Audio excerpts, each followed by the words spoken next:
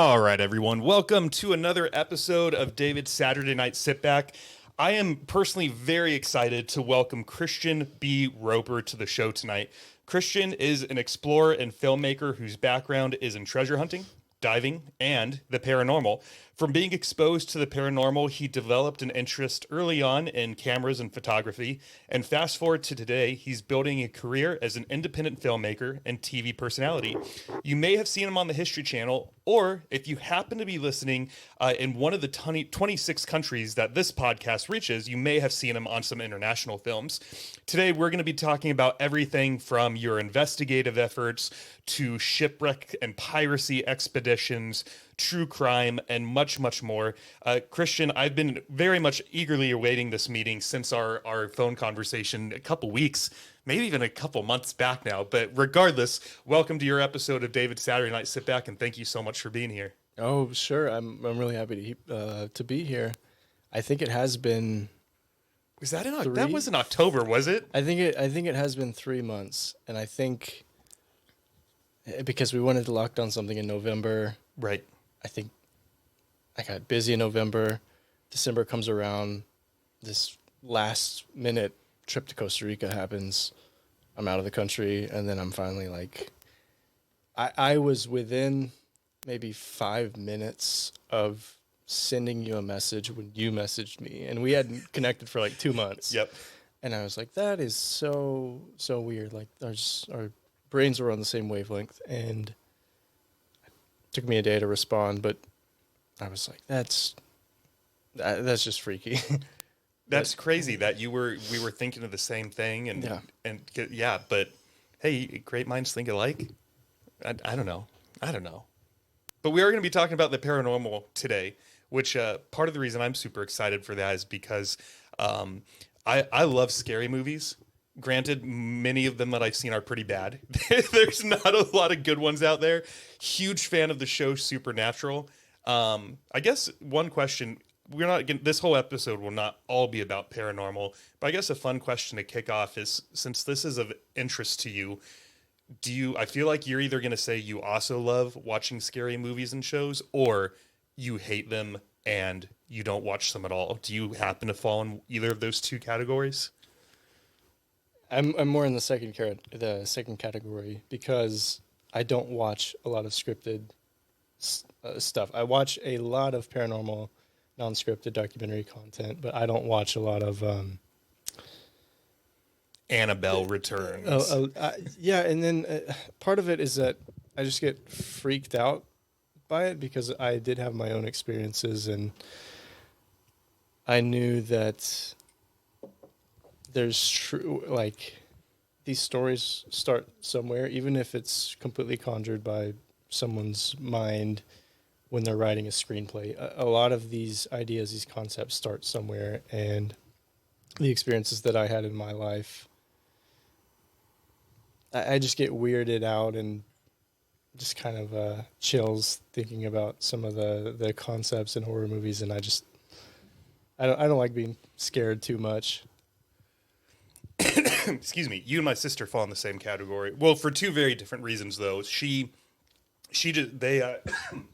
me. They freak her out. Scary movies in general, and she does not like to be scared. Whereas, like a couple weeks ago, I turned on a newer horror movie. I don't remember which one it was. If it comes to me, I'll bring it up. But I had all the lights off when the movie started. Dog on my lap.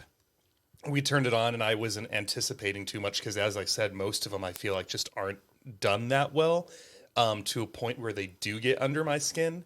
But by the time this movie was over, I turned on all the lights, made sure the door was locked, and it just sort of made sure everything was secure. Even looked in the bathroom. It's gonna bug me now that I can't give this movie credit and shout them out, but that happens for me very infrequently, where I actually turn into a little kid who's literally checking under the bed as a grown adult just because I'm watching a movie. But there's some element to it where it freaks me out. But I don't mind it. My sister avoids it. I sort of liked it. I get like a weird adrenaline rush from it almost. And I've read some articles about how scientific, like the process of creating a horror movie is. A lot of times.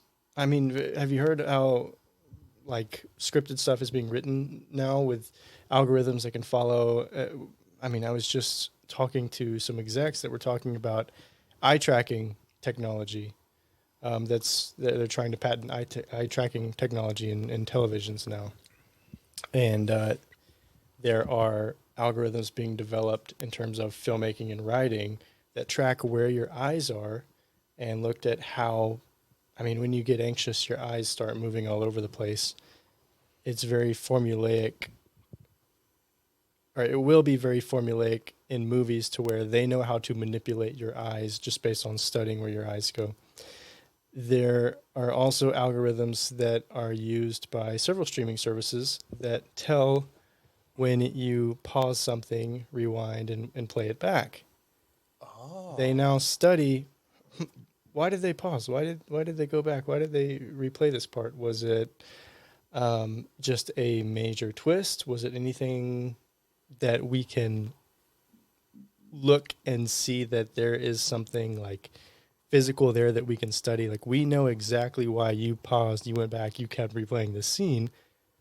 So let's now grasp that, and now let's write that into every single episode that we can moving forward, to where every single episode is not just someone with a pen and paper going, how do I get you from point A to point B? But here's all this data from hundreds of millions of watch hours from millions of people showing this type of person stopped right here. And this is exactly why. And so now it's like the plot goes all over the place. And it's just very formulaic. And my point there with horror movies is that there are effects on the human body. There's like a term for it that was, oh my goodness, I can't remember the article. But I read an article that talked about this scientific formula of measuring heart rate, increases in blood pressure, and they put these people through tests of watching movies. And modern movies are getting a lot better at increasing your blood pressure, increasing your heart rate, and increasing your eye movement. And so they're starting to figure out how to manipulate the human body just based on what's on screen. And a lot of that is really good sound design, really good just stereotypical filmmaking techniques. Like, you can't ever get away with showing the monster too early. You have to make people wonder what the monster is and then have a big reveal. But just the point of everything is that it's going to become so formulaic, but based on my experiences, I just don't really want anything to do with it. I will say that movies that tie in some type of folklore and a different historical period, I can get into with horror movies, because I'm really fascinated by people that lived in a world that was dominated by religion and fear of certain things. And now we can explain things away with science and with mental illnesses and stuff. But one example is like The Witch, the A24 Robert Eggers film. That's one that I really like, just because it immerses you in this world, and all of his movies do that, but it immerses you in this world. And while you're watching it, like, you are in that world. You aren't wondering, what's real, what's not. It's like, witchcraft is real. These people are exiled. I'm all in on that movie. But for the most part, I do not like horror movies. I'll have to go back one. I don't remember much about that one, but I'll have to go back and give that one another watch, because I think I watched it with a group of friends when it came out, and you know how it is if you watch something with even 4, 5, 6 people, you start talking and you're not. Yeah. There's some movies where I like to sit down, especially if someone recommends them, like yourself, where you're just like, that one was a quality film. Those are the ones I like to watch in here alone, when I can just turn off the phone and just zone in on it. But it's interesting what you were saying about I get why they would want to study the rewinds, because sometimes for me, I have to rewind and then I'll put on subtitles real quick. That's probably 90% of the time I rewind. It's just because I missed what they said and I want to catch, especially if it's an intense scene. Wait, what was that? But it's funny that they're also looking at the moments that people are pausing. Because what if you're just taking a piss and then they're changing the whole direction of I'm sure that maybe it's not that drastic, but people are also just pausing to maybe get a snack. It's Saturday, they're watching 3 or 4 episodes. Maybe they walk the dog, and it has nothing to do with the film at all. So that's interesting. It's fascinating, but also I could see it not being the perfect system either, because they could be drawing some wrong conclusions. But as an independent filmmaker, I caught on to what you said. You don't. That's something that you don't want, though, right? You want to incorporate this kind of AI into stuff that you're making, or do you think you would? Well, the kind of my opinion on AI right now is that I hate it, but to survive, like I have to just grab onto it and hold on to wherever it goes. I mean, AI is being used to write scripts now, develop ideas, workflows, like we were talking about before recording. Mm-hmm. Even being used to throw up a video on screen. It can immediately transcribe that and tell you the most interesting part of that, and then come out with like 10 different viral social media posts for you. So if all this work is at your fingertips, and even though it's in very much, like I like to say, the cringe phase right now, like you can tell who's going so overboard with AI. In the kind of content creation realm with podcasts and stuff, it's all AI generated art, AI generated videos. But at the same time, you don't want to risk being left behind, and then technology advances so much that if you don't use it for a year or 2 years, whenever something comes out that you do want to use, you've got to learn how to catch up. There's an entire kind of learning curve that you've missed out on, that you've delayed yourself. So just from a marketing perspective, I think you have to open yourself up to a lot of trial and error, and just with marketing schemes and just how you produce, just like grab on to current trends and hang on, and hope that it carries you through to something that you feel much more personal with, and something that can actually stick. I might have to, when we're done recording, I might have to get the names of some of the podcasts that you think are going overboard with it, because I don't know that I've seen those yet. I have a pretty small selection of about 8 to 12 shows that I watch, and I feel like I would have picked up if any of them in particular were heavily leveraging AI for their clips and whatnot. But I love to, just as I'm sure you study other movie makers, I love studying other podcasters and just watching their clips, seeing what the studios look like. It's the further into this thing I get, the more obsessed I become with it, and which is a good thing, I think. But yeah, I'd love to check out some of those and just see what some of these clips look like and whatnot. I don't think there's anything wrong with using AI. I just know that every time I'm on TikTok or Reels, I'm just overwhelmed with this like very specific subset of podcasts, and it's a very specific type of video that's very much AI based, and they just upload a video, come up with some AI art that goes along with whatever the story is, and I've always just wondered how long the trend is going to last. Yeah. Do you spend a lot of time on social media? I try not to, but probably more than I should. I used to be really big on Twitter because I'm obsessed with current events and local. Specifically, I love following natural disasters. Oh. And subset within that, like hurricanes, and following live hurricane alerts. And Twitter, or X as it now is just in terms of like local current news, a lot of those people have left to other platforms and threads and stuff. So I haven't found anything that kept me up to date with a lot of stuff, but I love following like in the moment stuff, and hurricane trackers, and guys following natural disasters and earthquakes, and I just love getting news around the world within 5 minutes of something happening. I love the feeling of being informed. Why do you think? And why specifically hurricanes and other natural disasters? Where do you think that comes from? I think I'm just fascinated with the world and the stuff that different people have to deal with. I mean, I've had to deal with in growing up in Texas hurricanes and tornadoes, but it's like just a few days ago, um, on New Year's, I was staying up late trying to follow updates with tsunami and the earthquake in Japan, and I don't know where it comes from. I think I'm just fascinated. I don't think it's from a point of seeing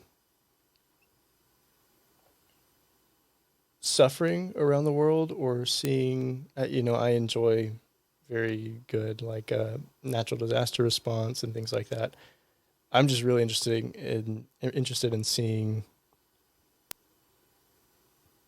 just news that I wouldn't get locally. Like I'm obsessed with learning more about shark attacks and crocodile attacks and different animal attacks when they happen, and I don't have an explanation for it. I'm just obsessed with that stuff. Was Hurricane Katrina the one that was in New Orleans Yeah. several years ago? This one was a ways back, or was it more? What do you happen to recall? Which one hit Louisiana sometime between like I think it's 2006 and 2010? I know that's a broad range. That you're probably talking about Katrina. Um, and Katrina was a big part of my childhood just because we had hundreds of new students. A lot of my friends were Katrina transplants. When Katrina hit, they lost everything. These families lost everything. So they got in the car with pets and kids and they started driving, and they would see that, this town is full. The churches are full. No one can take you. So they drive to the next town. And we were probably 6 or 7 hours from New Orleans. And a lot of people had to drive as far as my hometown before they got to any sort of open emergency response, any sort of place to sleep. I bring it up. I had no idea we were going to talk about this, so I'm wildly unprepared, but I'm going to give it my best. During 2020, I read a book. I guess one of my, similar to your fascination with natural disasters, I love reading case studies. And I found a book that was essentially these like 16 random case studies about wildly different topics, from how one city decreased their domestic violence, which I was like, how would you even tackle that? Like, unless you just put cameras in people's home or something, which is not what they did. But one of the case studies was specifically around Hurricane Katrina and how the city knew that at some point we are more than likely going to get hit by a massive hurricane. And so in the years before Katrina, what was the city doing to prepare for that? And I guess when the hurricane actually hit, a lot of people were giving the city and all the other different organizations that respond to a natural disaster a lot of shit for how they reacted to it. And the pitch that the case study proposed was, but imagine if we hadn't spent all these years doing this. So yes, we may have lost, I'm throwing out a random number here, folks, 50,000 people died, let's say. But if we hadn't taken all these steps, we don't know if that may have been 200,000 or 300,000 or 400, what. So that is one of my just very random interests, is if you give me a 30 to 50 page case study around a topic that I find even semi interesting, and it is presenting some sort of solution, and it includes a lot of numbers and data that can be quantified. Oh, I nerd out over that. I think it's fascinating stuff. Yeah, I don't know what the fascination was with hurricanes. One of my big childhood memories was one coming through and knocking down a lot of the trees near my house and doing some pretty bad damage to our house. And we were 4 hours inland.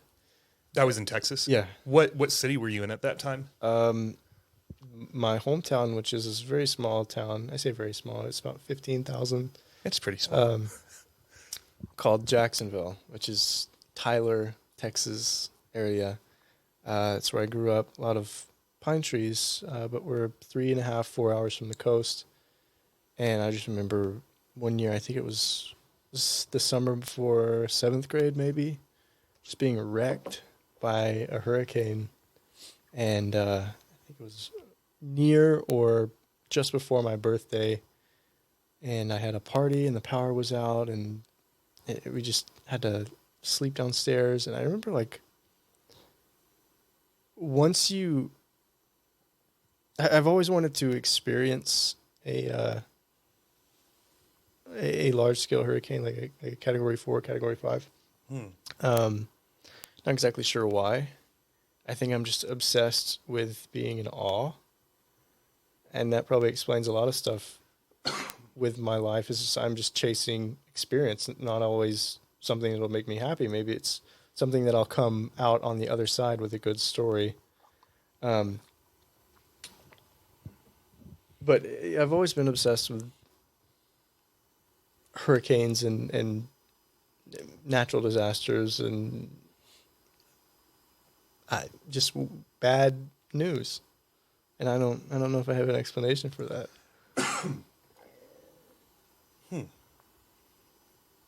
I don't think you need one. We don't. Yeah, I mean, who knows why all of us are fascinated with whatever the darn thing is. And I've always been interested in how someone becomes like a NOAA scientist, like a weather scientist. Is it a childhood obsession, or do you go through school and then you just get funneled into this direction? Like the guys who end up studying hurricanes for decades, studying tornadoes, like what are they obsessed with? Do they want to make the world a safer place? Are they obsessed with the magnitude?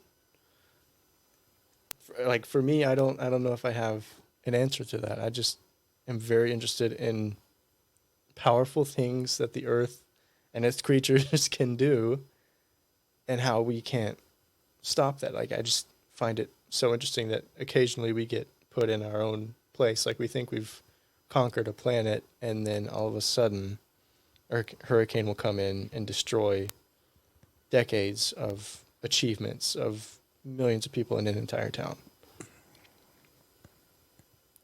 I know that's very dark, but I just think I'm just very in awe of earth processes. It is interesting that. Well, first off, two things I'll say. One, a lot of my ideas for guests come from conversations exactly like this, where then I become curious, and as almost like not a gift, but just as like something to do for you, I now really want to get that person on the show, because I would love it if 6 months from now I could text you and be like, Christian, yeah, I got this hurricane scientist on. The episode was wild. I will be right there. So if you wanted to come over and sit in live, dude, I would even love to have you co-host that one. Oh, that'd be perfect. Yeah. So thank you first off for an idea for a future guest, because now I'm going to put that on my list of people to hunt down in 2024. But I do think that is just an interesting, not a dark thought, but just I think we forget about reality, especially if you're someone like me who, for most of my life, was born and raised in Northern California. In California, they have a reputation. I don't know how much people throughout the rest of the U.S. know this, but we have our fire seasons every summer, and it's a very real thing. There is one city in particular in 2020 that was wiped off the map. I've been meaning to Google, like, are they even going to bother rebuilding it? Because it literally every single building is gone. 2020 was at Reading. That was it was a town called Paradise, and it was near Chico. Okay. You know where Paradise is? Or do you know where Chico is? It's like 90 minutes north of Sacramento. The Reading one, I do remember that one as well, because that was the first time that I personally knew someone who was displaced from their home, who had to evacuate their neighborhood. Home ended up burning down. I want to say that was 21 or 22, but it was pretty recent. But I remember he came home, or not home, but he came back to where I was living at the time. But this is just a long-winded way of me saying that where I grew up in California, we were fortunately never affected by the fires any more than just getting some ash in the sky, because that's how thick the ash was. Would it blow it all over the state? And you'd wake up one morning and walk outside, and your car looked like it got snowed on with this very dirty snow. But I've never been exposed to tornadoes or hurricanes or anything that could be life-threatening. So for me, like, I almost forget that this is part of our reality of living on Earth sometimes, is like people are really affected by this stuff on a semi-regular basis. Yeah. And the fires affect here too. I worked like a weekend retreat thing in Bastrop, which is 45 minutes southeast, and was in charge of middle school boys. And the person in charge of the retreat told me, like, hey, like a third of these kids do not have homes right now. Just don't bring it up if they get bullied over it over the course of the weekend. Just like tell them to cut it out. Luckily, like the kids were really good, and it was just a moment for them to get away. I feel like in middle school, you're just like, cool, we get to live in a hotel. Yeah. But yeah, like it's a serious reality, and that's probably the scariest one in being in some of those areas, because when you look at some of the videos that circulate around social media, and it's just like how can you go back to your home after seeing something that like literally looks straight out of hell, like a picturesque, if a horror movie you were driving through hell, like that's what those 2020 fires would have looked like. I don't think I could have gone back home after that if I would have been in an area that survived. Yeah. Yeah, Mother Nature is wild, man, and I don't know either. Like the concept of if fire was coming here right now, I'd definitely grab the dog. That goes without saying. Past that, maybe this interface, because it has all the hard recording, the audio recordings, but you know, I only have two arms. And so then let's say I am lucky enough to get in the car, drive away for a week, whatever, and Austin says it's safe to come back, drive back into the town, roll up on this complex, and there's nothing there. I couldn't comprehend it. Yeah, if you can find the complex. Exactly. If you know that the rubble that you're standing in used to be your complex. And Right. natural disasters are crazy. I can't believe we've talked about this for, This for is not so how- long. Yeah, we said we were going to open with something random before we got into the good stuff, and who knew it was going to be this? But you know, this is how podcasts go, and that's why I love them. But if you don't mind, let's jump into your early life a little bit. So Sure. you were kind enough to give me sort of a preview in writing, and you talked mostly about when it came to early childhood, your mom, your dad, grandfather. Could you just give us a little bit of a basis of what your parents were like and sort of what your family was like, and just some of those? Let's just start with that. Family dynamics. You, dad, mom, siblings. Do you have siblings? One sibling, yeah. One sibling, brother, sister, Sister. sister. So what was early life like to the best of your memory? Really good. Like, I have very fond memories of childhood, and it was a very good creative environment, and I was around a lot of people that I'm happy to have been exposed to. My parents were dive guides, and my dad ran a dive store in Texas, and so they were gone a lot, leading groups to Mexico or wherever.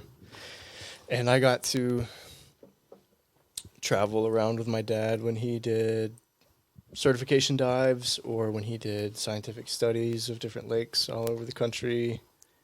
And I was just involved with that world. And I think at the time I didn't appreciate it. I think everyone has, I say everyone, but a lot of people have the same arc, which is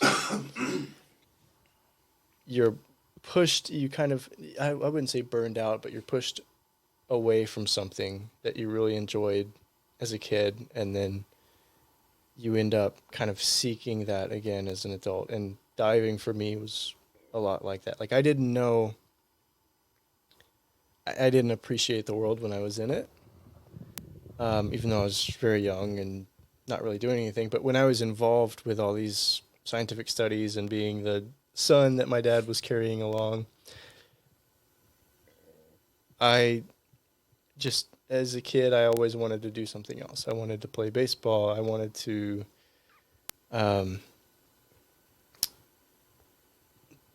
I mean, so many other things just caught my attention, and I wish I would have stuck a lot more with that trajectory from a younger age.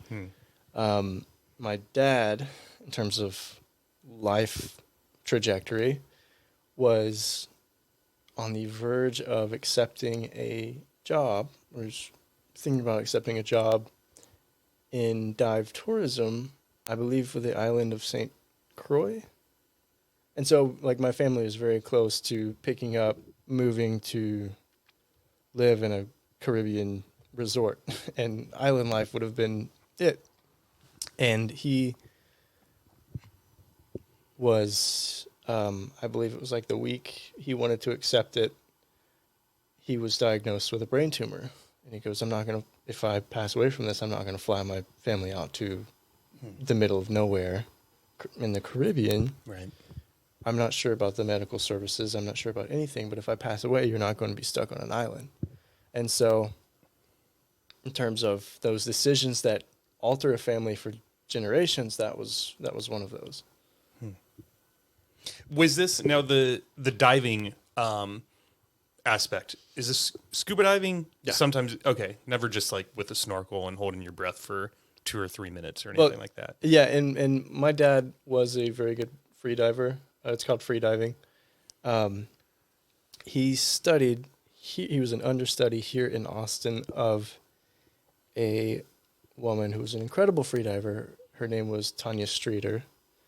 She had all these records, these depth records, breath hold records. She trained my dad. And then at a young age, my dad started training me. So I got really into free diving, and I liked the looseness of not being encumbered by your BC or tank, any of that stuff. And I got really good at like holding my breath. And anytime we'd go anywhere, like I'd always get in the hotel bathtub when I was like 6 years old and hold my breath for as long as I could. My dad would always time me, and I'd get better and better. And but it was kind of always more focused on scuba. Both my parents were instructors, and I think my mom certified my dad. My dad had health issues before he was able to certify me. So unfortunately, he wasn't able to certify me, but I still did all these dives under him and loved the world when I was in it, and I'm thankful to have gotten back into it through treasure hunting and various shows and stuff. What ended up happening with your dad's brain tumor? Did he end up? I told this story just last week, but he had it removed through the nose, and as far as I know, made a full recovery. It was a pituitary tumor. It was a disease called acromegaly, which is a form of gigantism, and so it was on his pituitary gland, and it caused him to secrete growth hormone well after puberty. So he got married, and he was like 5'6", 5'7". My mom has always told me this, but on their wedding day, he was like 5'7". He grew after the wedding within like 5 years to 6'5". Wow. And acromegaly affects your joints because your body starts to outgrow your joints. And so his shoulders are like technically separated because they aren't fitting in the socket. So he's got like really limited mobility and stuff. And they had to correct that by taking out the brain tumor. But in one of those kind of family lore, you tell it at family reunions or whenever the kids are around, something like that. There used to be, this restaurant was actually wiped out by a hurricane. But on the Texas coast, there used to be this old wooden shack called the Jetty. And it was the most amazing hamburgers, but you had to drive up the beach to this wooden shack. And we were there one day. So when he was diagnosed, the doctor, because he was assuming at best like 50% chance of survival for my dad. I didn't know that at the time. I was just happy because I was going to go on vacation. We had this old pop-up camper, And the librarian at my school let me take all the zoo books that I wanted, those old magazines of like all the cool animals, those zoo books. So I picked out every single zoo book that I could imagine wanting to read, not knowing that my dad was, they were thinking like he was not going to survive this. Right. Um, we go to the beach, and this doctor was just like, you go to the beach with your family, enjoy one last time at the beach, spend a week down there, come back and see me, and hopefully I'll have figured this out. He had to consult all these past cases, probably look into medical resources of other countries, just to see if he could find anything close to the situation that my dad had. He didn't know what he was doing. It was such a rare condition.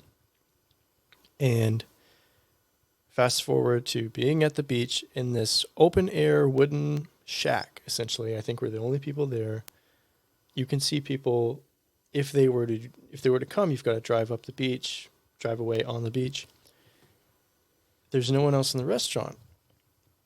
But someone, my mom describes him as like a very short, bald man, walks up to my mom and he says, he's got acromegaly. This is how you need to treat this. And he describes like the steps that you need to do within the surgery of how you need to go up through the nose, like the position to do the surgery from, how to do the surgery. He describes all this stuff. My mom's like frantically writing everything down, doesn't even get this guy's name. Didn't know how he assumed. I mean, there are a lot of forms of gigantism. He did not know that it was, there's no way he could have known it was acromegaly. There's not really physical signs. Like you can be very large, but there's no physical determining factor that establishes that as separate from anything else. This guy just tells my mom all this stuff, walks into a bathroom, like he gives her tons of notes and says, just give this to your doctor. Walks into a bathroom. My dad has some follow-up questions. It's a small bathroom. He goes in the bathroom to find this guy to talk to him more. There's no one in there. And so my mom has always like maintained that the only reason my dad is alive is because this like short bald man was like an actual angel of some sort. And she gives all these notes to the doctor, and the surgery was like amazing and everything worked out just fine. But that's our family like guardian angel story. Do you remember him at all? No, No. I don't have any. Is your sister older or younger than you? She's younger. Younger. Did your dad see any of the interaction between the short bald man and your mom? Or was he somewhere else when it was happening? I think he was standing right there, but the guy went straight to my mom because he knew that she was the note taker. She was the one that was worried about this. And it's one of those things to where even if it was someone just mundane Saturday lunch, they went to the jetty and they somehow picked up on the fact that my dad had this rare disorder and knew that he had specifically a brain tumor. It's like, even if you take all those coincidences into account, it almost makes more sense to just believe that there's something otherworldly to it. And I've never said like, yeah, that was an angel, that was anything. It's just, sometimes it's a lot easier to believe in the otherworldly than to come up with ways to try to explain where just weird stuff like that happens. Yeah. How's your dad doing now? He's good. Good. He's not the most mobile with his like limbs and stuff, but for having a brain tumor that young and going through acromegaly, like it's a hard disease to I don't know what the word is. It's just a hard disease to like pry your life back from.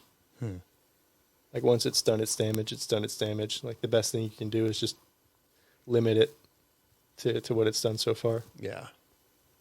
I'm glad he's doing better. Yeah. All things considered. That's Yeah. great.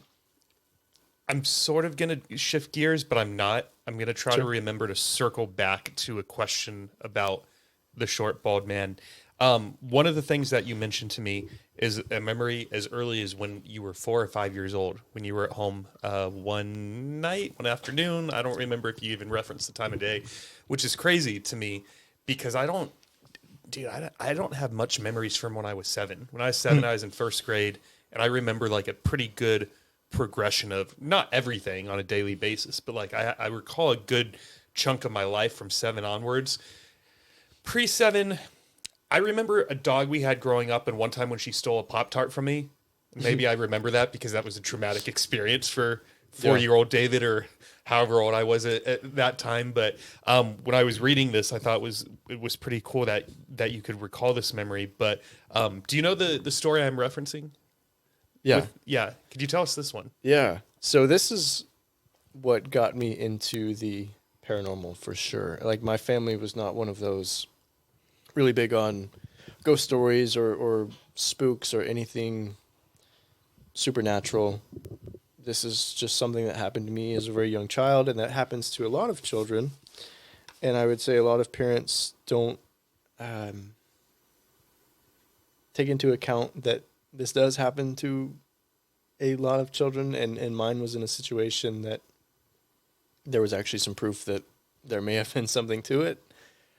Part of this is pieced together through things that my family has retold. Part of it I do actually remember. I was very young. I would say probably around the age of 4 or 5. And it was in my aunt's home. And this was a very old house. It was constructed before indoor plumbing. So when they had to put in a bathroom, they had to add onto the outside of the house. And when they did this, they had to enclose a well. So this bathroom, I remember the bathroom just having a well, like underneath the floor. And don't know the context of the situation. Don't know if it was like game night between my parents and my aunt and uncle and cousins, or if it was just stopping by. But it was late one night, relatively late. Probably as a kid, you think 6 o'clock is late, but it was nighttime, and everyone is in this living room area. I had to go to the bathroom. I remember walking down a hall, and in this bathroom, seeing a man, or seeing something. I start talking to him. He starts talking to me. I don't know what I said. I've always wanted to get involved in, there are some very good, like, memory regressionists that can put you under hypnosis and get you to subconsciously, like, just recall details that you did not know or you do not remember. Yeah. They use this in terms of a lot of times getting past traumatic, like, memory blockages or just stuff that you've consciously forgot. My aunt sees me. She sees me in this door frame, and she sees me talking to someone. There shouldn't have been anyone else in the house. And she asked me, she said, "Christian, who are you talking to?" And I go, "The clown wants to talk to you." And she goes, she tells my uncle, she says, "Mark, go check the house."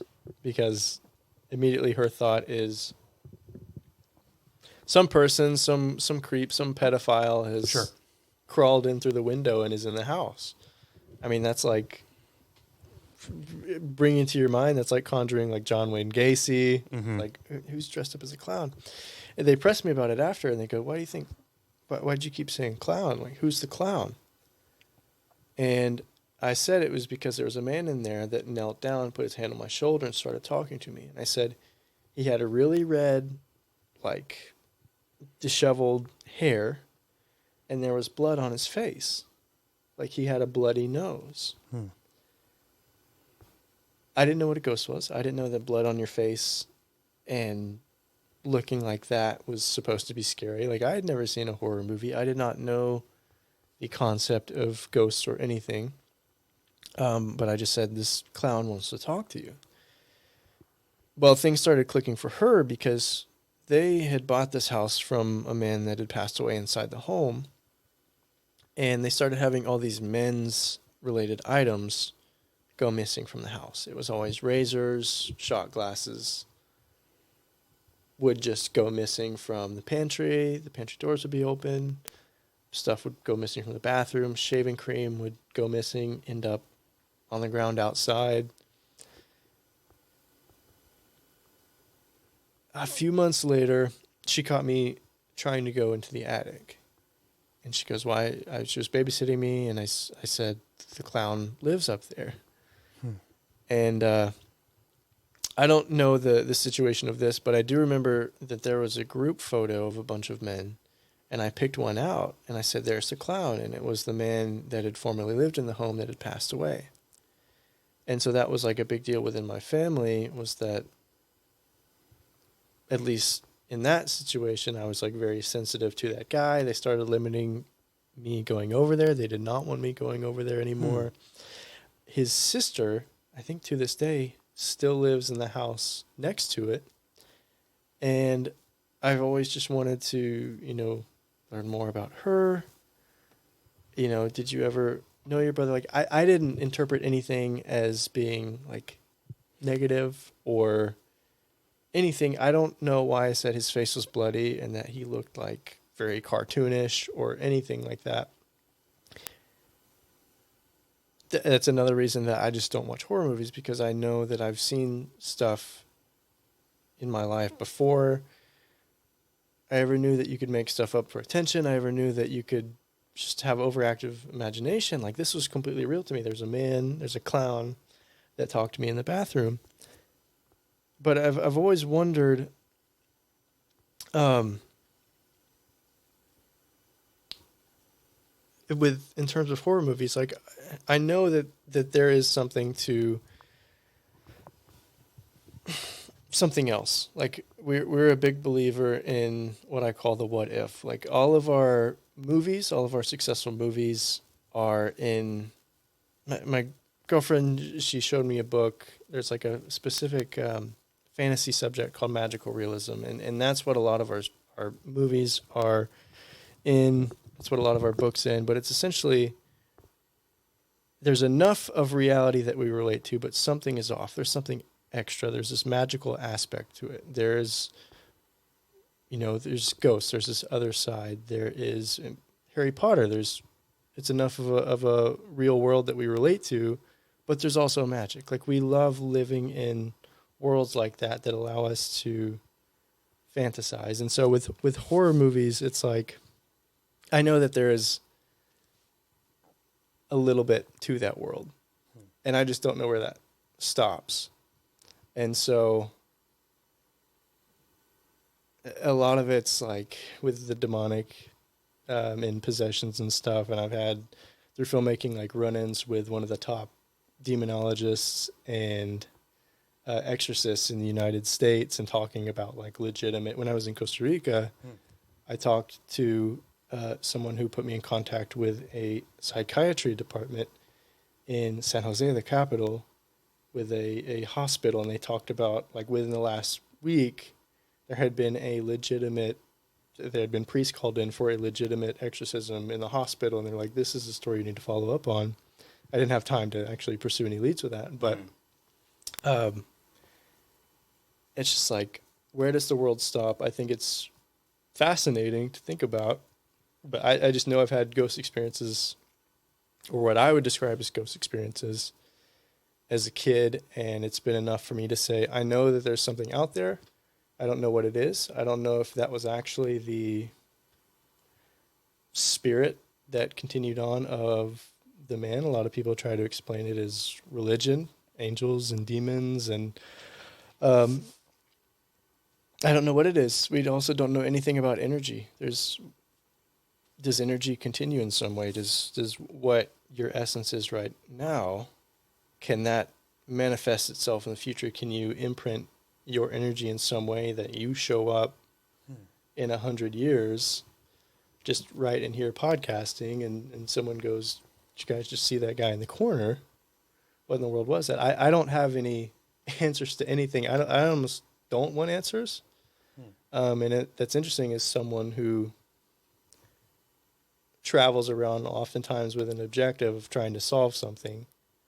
A lot of times I don't want it solved. I don't want to know.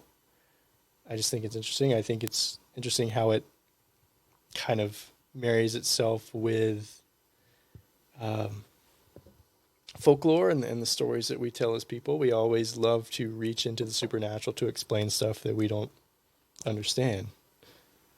If you keep misplacing your keys, we always want there to be a ghost. Like we always reach to explain if there's a scary house at the end of the drive.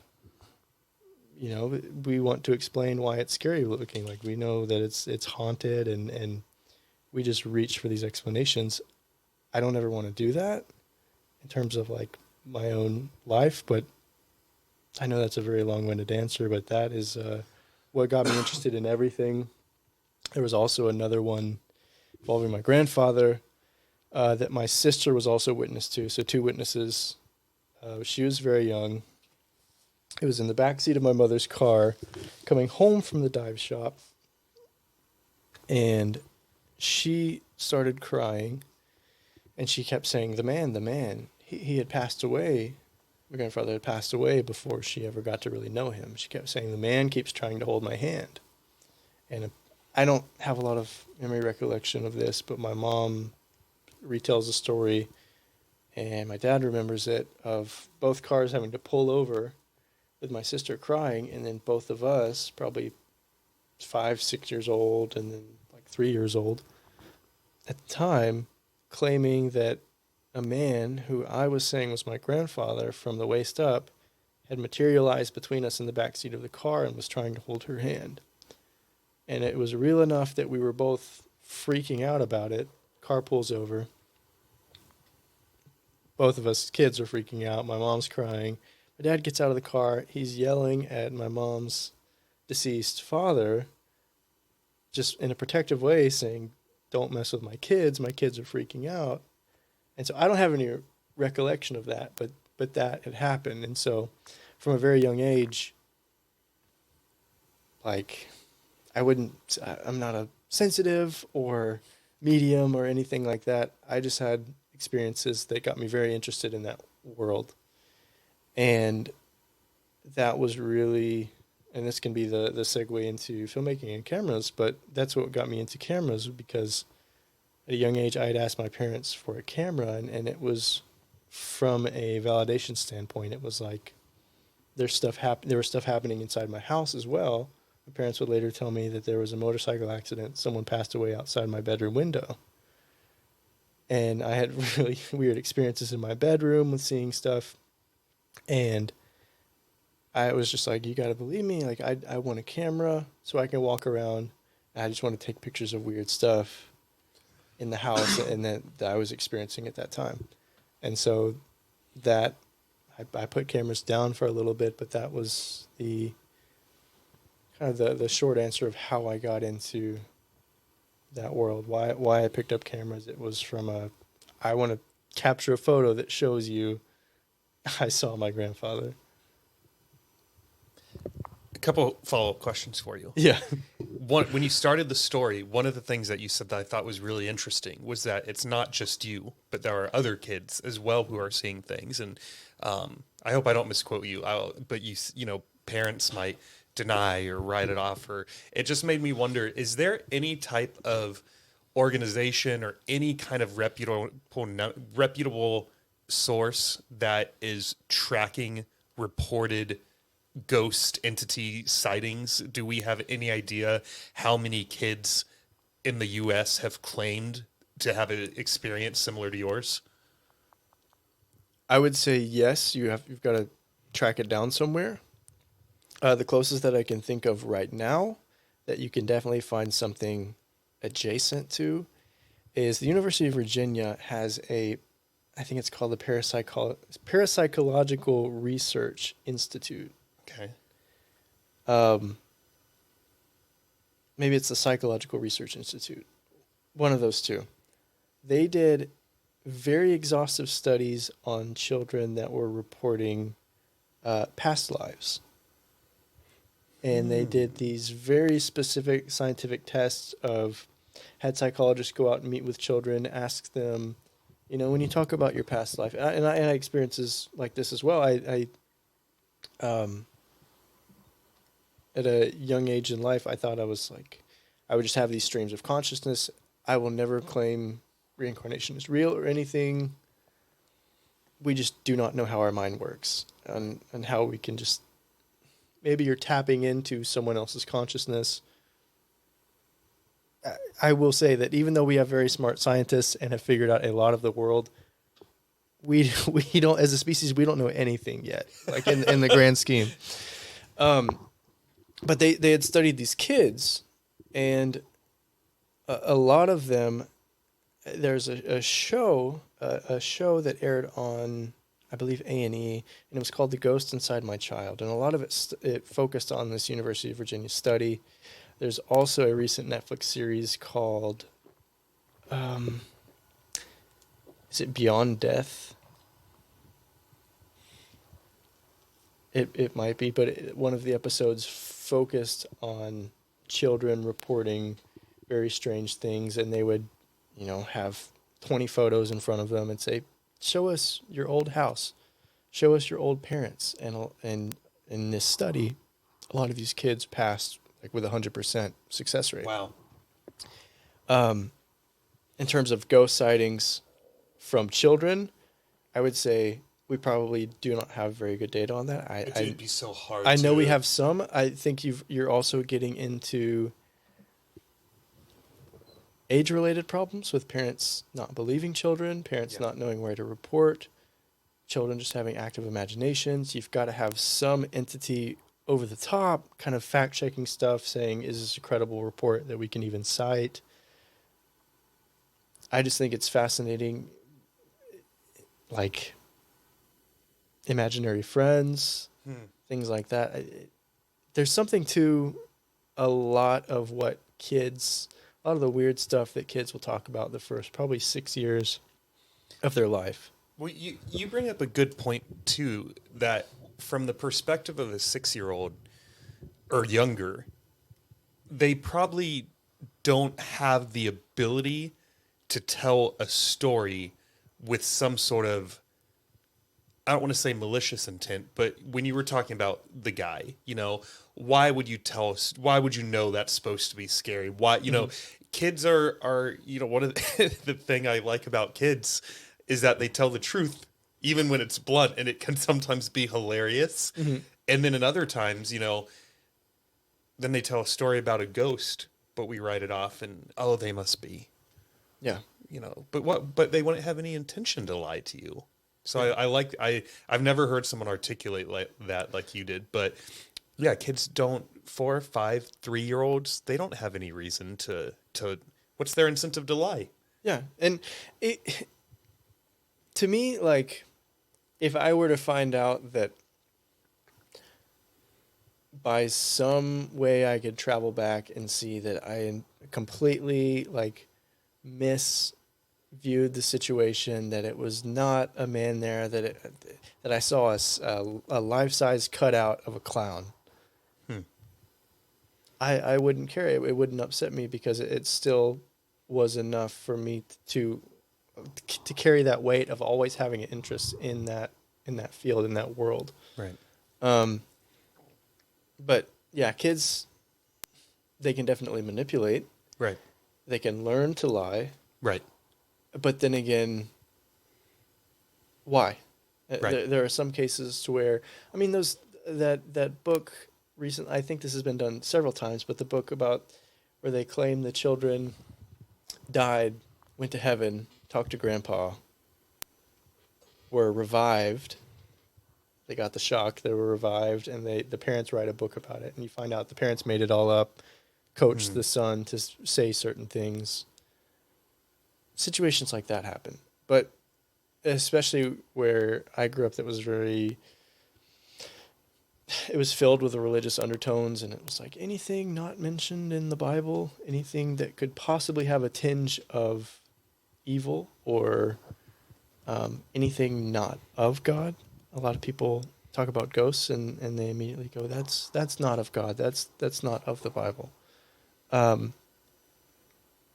and I would say, sure, that like we don't have direct correlation between the Bible and explanations of this is exactly what this is. These are demons. These are angels.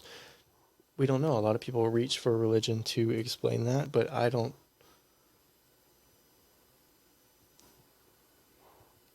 I've never wanted to know the answer. I don't think it's as simple as you never fully pass away.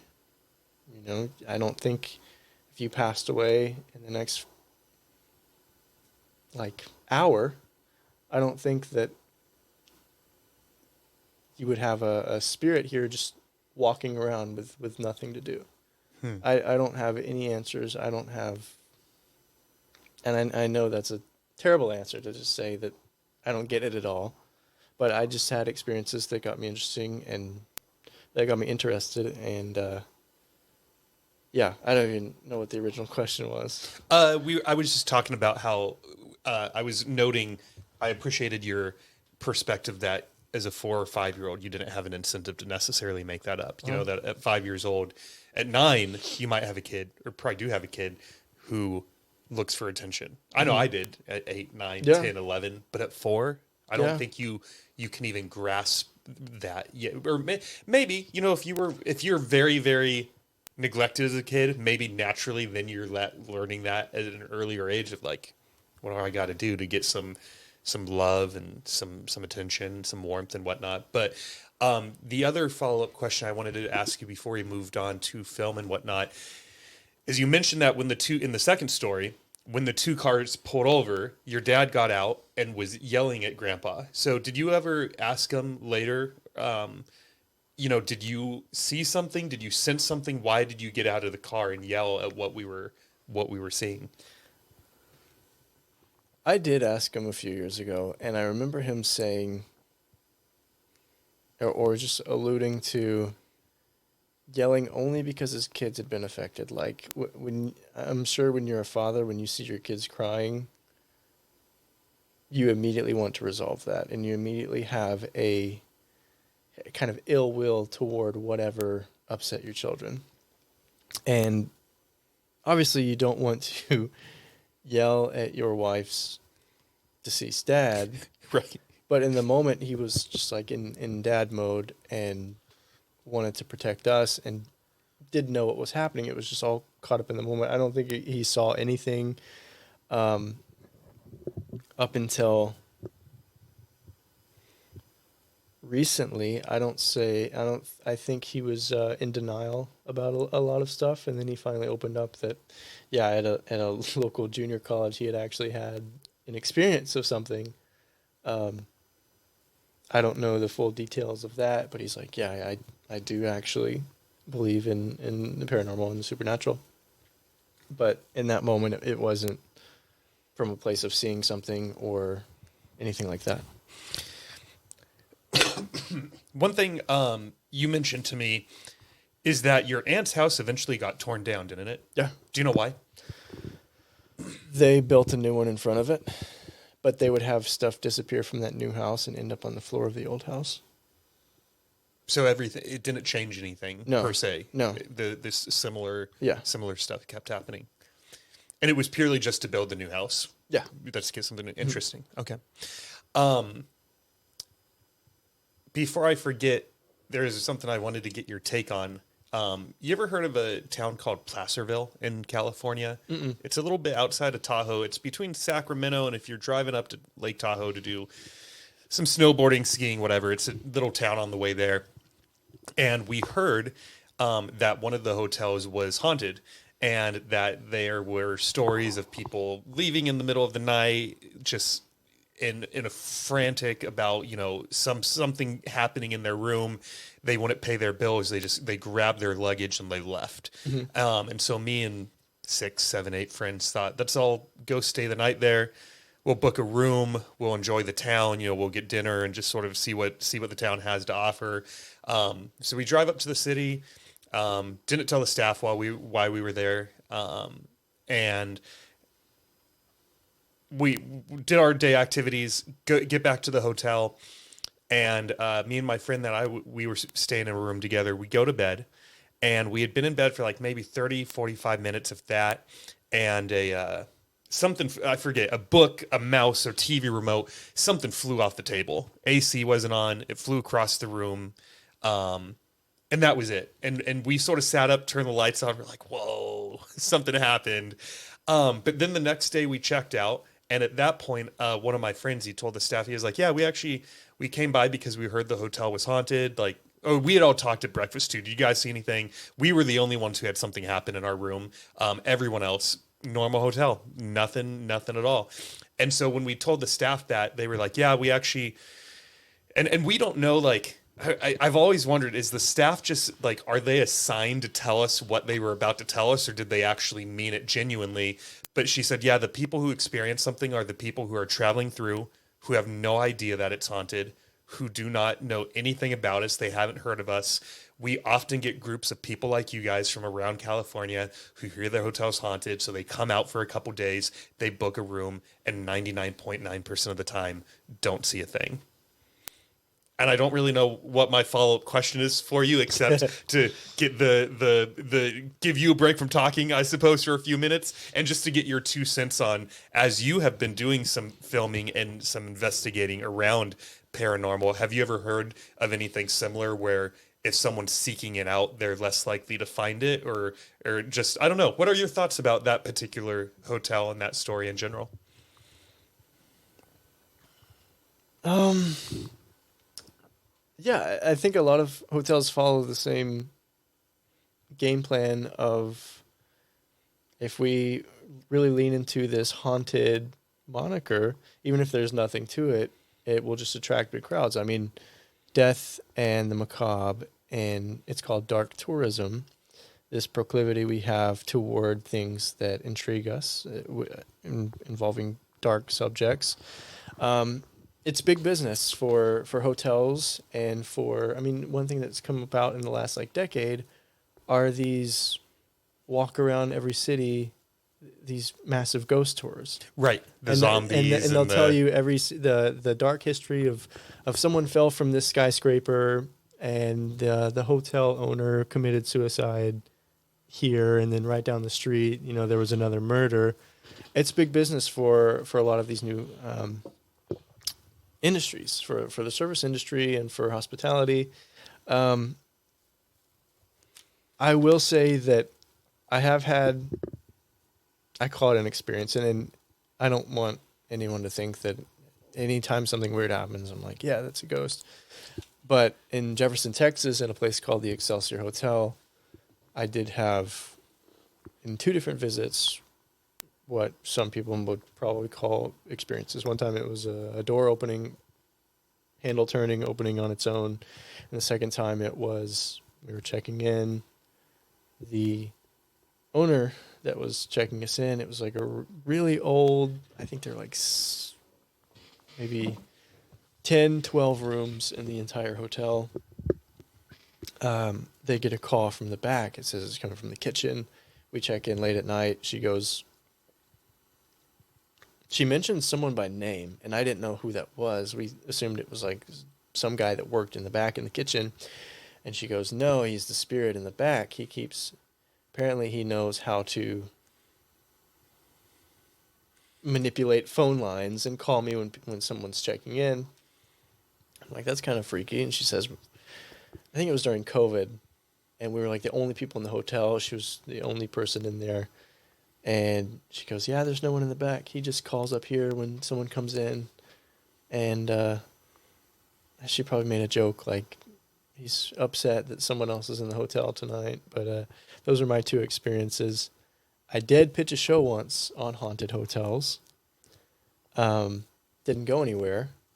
But there are a lot of them. A lot of hotels do actually have some pretty dark histories. When you talk about 100 years, sometimes even 200 years, that something is in business, it's a lot of time for stuff to go wrong, weird things to happen. But the idea of actively searching for something. There is some indication that if there is something else, it would feed off of intent. It would feed off of or avoid intent. Um, this is a completely different subject, but that idea, I was shooting in April a Sasquatch documentary in Washington State.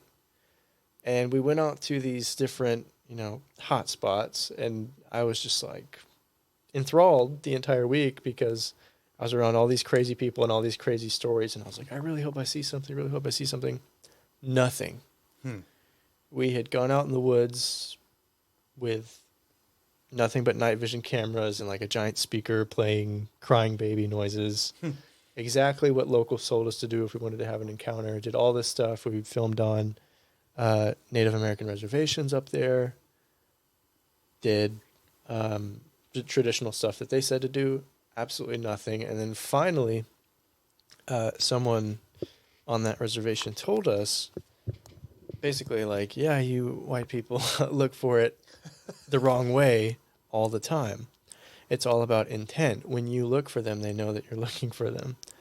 When you start to be human, that's when you start having experiences. And that's exactly what we did. If you call what happened to us as experiences, we did have something slap our RV, as well as we picked up whistles and all kinds of knocking and stuff.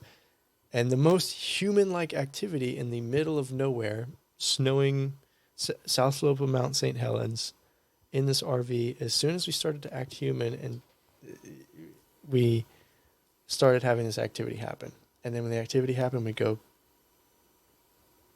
immediately flip that intent switch to on. We are listening to you now. We want to experience you. Nothing would happen.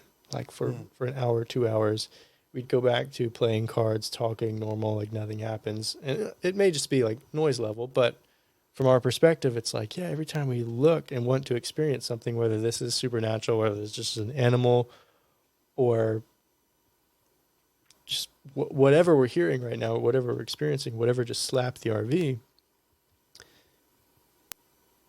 it only happens if we are human and hands off and completely get it out of our minds that we are trying to experience and learn about something.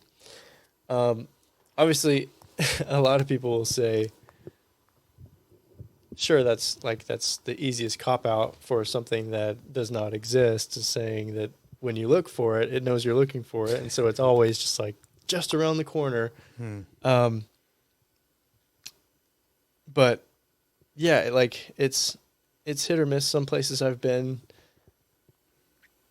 have had a lot of activity. Other places it's like you've got to stay in one specific room, and it's like 3 times a year we'll have someone report something. The human mind is crazy. If you get into your mind that you want to experience something and there's a bad wire in the electricity in your hotel room and the TV accidentally turns off, then to you that's a ghost. It's I don't put a lot of stake in hotels, and the second it becomes like a marketing tool, I would say I become disinterested. And that was, to the best of my memory. I'll have to pull up. I'll hunt down the hotel and pull up the website again when I'm editing. But I think part of the appeal to us was that we heard it from word of mouth, and when we started looking at the hotels in the city, we were having a hard time finding it. And then when we finally figured out which one it was, on the hotel's website, there's nothing marketing saying, come here to get scared. Yeah. It was very much a normal website. And at the time, this was back in, this was 15 years ago. So this was before, I'm pretty sure 15 years ago probably would have been before Instagram. Maybe we had MySpace. But yeah, we just heard by word of mouth, and so at the time that was a big draw for us, was just, let's go and find out for ourselves. But anyways, I digress on the potentially haunted hotel in Placerville with people who may or may not be leaving it in the middle of the night. So for you, how did this become a big enough interest? Let me ask you this. So you're going through middle school, high school. To the best of your memory, when you graduated high school, did you have most 18-year-olds, we have this expectation, right, of what are you going to do with your life? Did you sort of, were you one of the few that actually had a pretty good idea of, I want to sort of explore filmmaking and treasure hunting and documentaries, or what, to the best of your memory, what was sort of going through your head post high school? None of that. None of that. Fair enough. I played tennis very intensely and followed that intensely in high school. All of high school, I was dead set. I want even if it's lower end, I want a Division I tennis scholarship. Right on. Ended up getting hurt my senior year and kind of reflecting, and I was like, I've put so much into tennis. I feel like I had never dated in high school. I had never done like any of the normal stuff. A lot of weekends I would just be spending all night out at the tennis court at 3 a.m. just hitting balls. And got burnt out on it. And I was like, can I do this for another 4 years? I didn't know if I could. And I also went to a very small school where my friend group was small. I was in the very much like the athletic crowd, and felt like I had never had the friend group that I always wanted. I had all these sports experiences. Never felt like I had a big friend group. And so that was a big reason that I went to UT. It was just the first school that I got accepted to. Grew up a fan of the sports. And I was like, oh, it's the state public school. That's where I'll go. I'll figure it out when I get there. And I had initially wanted to go. I got into the business school, but I wanted to focus on music. I played guitar since 7, and I was like, well, if I don't do tennis and then transition to like coaching, I'm gonna be a musician. I'm gonna tour, because I had done kind of lower end touring in high school and lower end session stuff, and I was like, I'd be good enough to get into a music school. I can get into UTs. But then I was like, I can't read sheet music. That's a really big deal. Like I've got experience writing music. I can play a lot of stuff by ear. I can play multiple instruments. But I had never really thought about what I wanted to do. Freshman year happened. Still didn't know. Got some interest in film probably starting sophomore year. I would say I was only interested in photography before that. Didn't care a thing about film until really the end of freshman year, sophomore year. And a big part of that was my freshman year, there was a film, and I know this sounds really cheesy, but there's a film that came out that like really impacted my life. What film? Interstellar. Okay. It came out my freshman year. Remind me who, I get Interstellar, Gravity, and one other one mixed up. Which one? Who was the main ones in Interstellar? Matthew McConaughey. Yes. It's the one where he's got to leave the planet because the crops are dying, and they're hoping that humanity has a future on another planet. You know what's funny is I think Emma brought this one up too. I don't know if it was during her episode or before or after, but this one's on my radar to rewatch. I think this is one I haven't seen yet, but that's cool. Well, I had listened to past episodes, and I know someone brought it up. Someone recommended it. And probably until I die, it'll be my top movie. And part of the reason of that is it may not be perfect if you had a film school rubric and took down marks for writing everything you can think of. It's probably not perfect, but it did, like, it was the first film to show me that movies and kind of moving image media can impact you emotionally. Like, I remember leaving that theater so impacted and being like, oh my goodness, like as a human being, I could make a piece of art that could mean something to someone. And until you see the movie, I don't want to ruin anything. I will also tell you, Thank you. I would not recommend watching it here. Here is in Texas. Here as in at home. Why? It's really meant for like 70 millimeter IMAX. And I'm saying, I was gonna tell you this. Every year, Excuse me. a lot of cinemas in big cities will do like a Christopher Nolan week and show it on a massive screen again. So Interstellar is still regularly in theaters. 2024 is also the 10-year anniversary of when it came out. So I was saying, when the 10-year anniversary is showing, you should just hold out for it. And I will go with you for your first experience Sick. in this movie. Okay.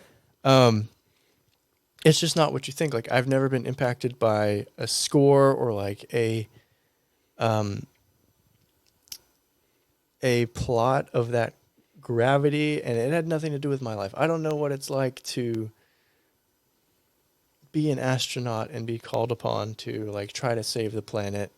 But I remember in that theater being so impacted by film and the idea that you can manipulate people's emotions in the best of ways. And even though it's like a very impactful movie and scripted, even though I'm in non-scripted, I do documentary work, I'm like, this is what I like. I remember the theater being so impacted, like just hearing people crying. And it's the only you get this in a lot of military movies with impactful endings, but it's the only non-military movie that I've sat in that was completely silent for probably 2 to 3 minutes after the movie, and no one's getting up to leave. Like, they're just sitting there trying to grasp what in the world they just watched. But Interstellar did that for me. If I do watch something scripted, I will be the first person to the movie theater for a Christopher Nolan film. I saw Oppenheimer a very high amount of times. And but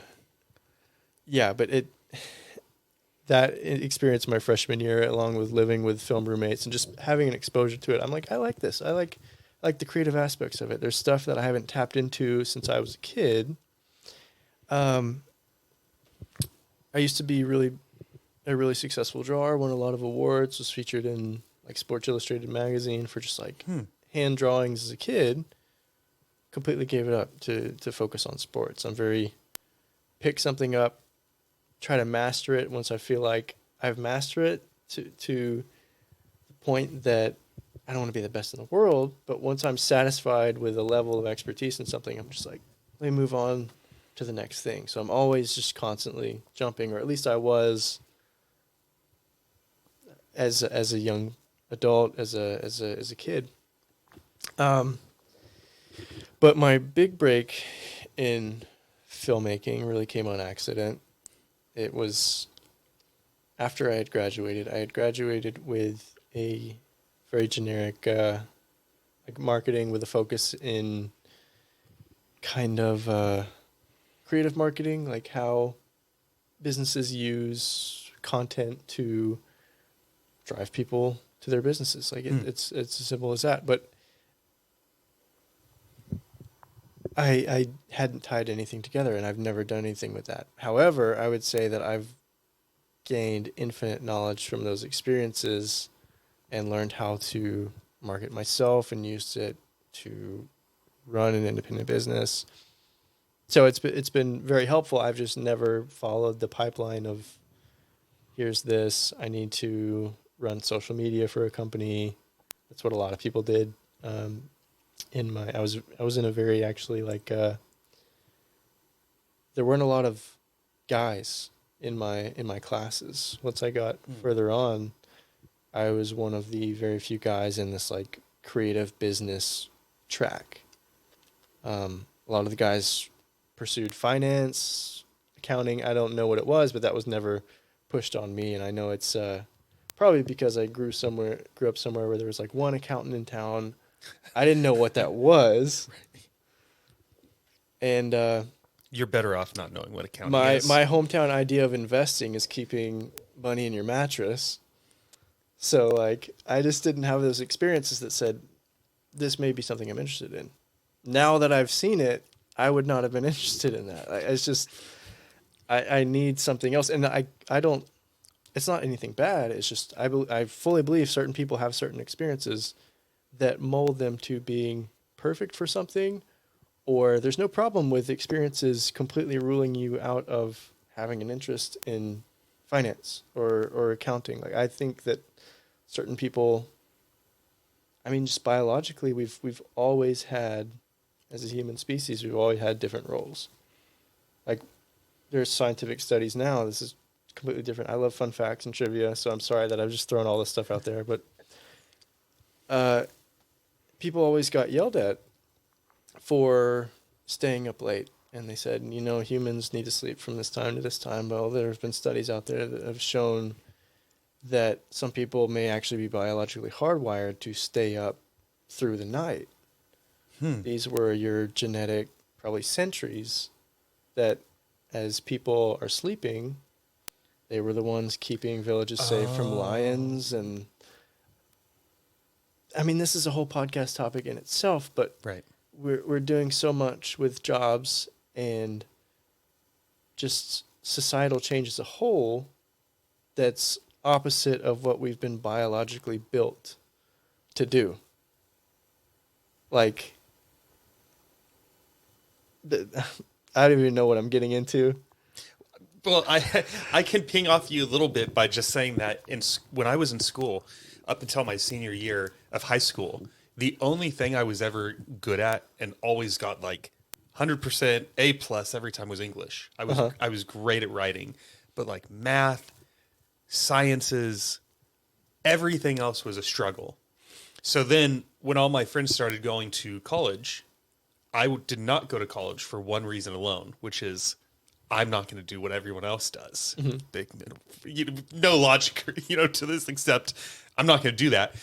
Long story short, and I've probably told it on the pod a few times, when I did go back to college not go back, but when I finally enrolled in college 4 or 5 years later, I took an accounting course as part of a general education requirement. It was the first time in an educational setting where I got it. I was like, I get this. Balance sheets, done. Income statements, right on. Debits, credits, retained earnings, I can do all of this. Easy peasy, no problem. And so to your point, it's so weird that like my dad is an engineer, my mom is in medicine, my brother ended up going the engineering route, my grandfather was an artist, he sold watercolors his whole life, his wife helped him run the business. But we didn't have any accountants. There's no logical reason that I stepped into that classroom of financial accounting one day, and for one reason or another, my brain just understood everything. One of the top people in the class sought after to help with other students, sought me out for helping them study and get ready for their exams. I can't explain it. It just came to me. Yeah. I don't really like that it did, because it's sort of a boring subject, yeah. but it worked. So I don't know. I guess you just sort of, the weird tangent that we went down was all of us just have to try to figure it out of what we're good at and how our brain works, and keep experimenting until you find what you're supposed to do, and not try to let society influence what you should do. Find out what are you good at and what can you lean into. Well, we talked about this before we started recording, but there's a lot of young listeners to the show that would probably feel like they would have gained some wisdom looking back at everyone that's been on your show, and everyone that I can remember. They may become an expert in something, but it's never the very first thing that they've done. Mm-mm. This entire podcast is about what was the journey that you went through to get to where you are now. Mm-hmm. And so I think it's important to remember that there are no molds. And just people you can learn. I mean, I was just talking about this with my girlfriend a couple of days ago, but I was like, it's so weird thinking to the future when I'm in my 50s or 60s, I'm going to have a hobby that I can't imagine myself doing now. Like you just pick up different things throughout life and you gain these different experiences. You have experiences of stuff that you don't ever want to do. But I'm like, what is my weird old man hobby going to be? Yeah. Am I even in the career that I'm going to be in 10 years, in 5 years? Like it's not good to hold yourself to anything because we are at a time where anything is possible. Like the top paying, the best jobs in the world in 10 years probably do not exist right now. Yeah. Yeah, I, to that point, I went, my neighbor, he, I had my window all the way open and he saw me standing in the family room. I was texting or something. And he was like, Hey, David, he was like, I'm going slacklining and I made fresh bread. So if you want to come hang out with a bunch of hippies for a few hours, we're going to be at this park. And he got in his car and he drove away. Do you know what slacklining is by chance? Mm-hmm. Perfect. Okay. So he gets in his car, he drives away. And at first I was sort of thinking like, man, this sounds very outside of my comfort zone. Like I'm not a slackliner. I don't know if I want to be hanging out with a bunch of people where I only know one of them a little bit. And I remembered what Celeste told me on a prior episode was just start getting out of your comfort zone. Start saying yes to more things. Start going to new places around Austin. Start hanging out with new people. So I was like, fuck it. Celeste is in my head. So I went. And for those who don't know, slacklining, at least how I was introduced to it, is you have this 1-inch piece of rope and you tie it in between two trees and you walk on it, barefoot. And so I go out, there's about 10, 15 people out there. And long story short, some of the friendliest people I met, it's pretty common for Austin, I feel like, but just like so friendly, so welcoming. A bunch of them introduced themselves to me. And I tried to get on the slack line by myself. And when I put my foot on that wire, I've never had my leg wobble so much. And I was like, there's no way I will never be a slackliner in any way, shape, or form. And one of the dudes there named August, he's like, let me help you. Let me help you get on this line. And so he walked me over and he gave me a few tips. And he's like, start with your right foot since that's your dominant foot. Put your left hand on my shoulder. Put as much weight on me as you want. And don't worry about taking steps. Just get on the line. So I was able to put my foot on, followed all of his tips. Long story short, fast forward 45 minutes, I took like 8 steps on this line. And the whole time, I was smiling bigger than I have smiled. I was just so happy. And I would never have ever thought that now, like, I can't wait to slackline with that group again. I'm like, when are we going out again, guys? I'm the most excited one, I feel like, right now. Is there anything going on this weekend? Let's go. And we're going out tomorrow. But yeah, man, you just never, I would have never been able to predict this, that I would be barefoot walking across tight ropes and just so happy about it. Yet here we are.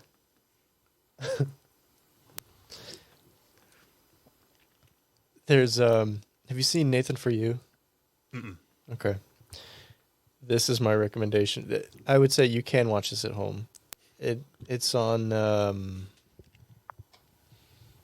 not sure what it's on, but we can figure that out. Nathan For You. So, yeah, Nathan Fielder is a hilarious Canadian comedian. And he used to have this show on Comedy Central. And the entire purpose was that he played this role of like a marketing expert.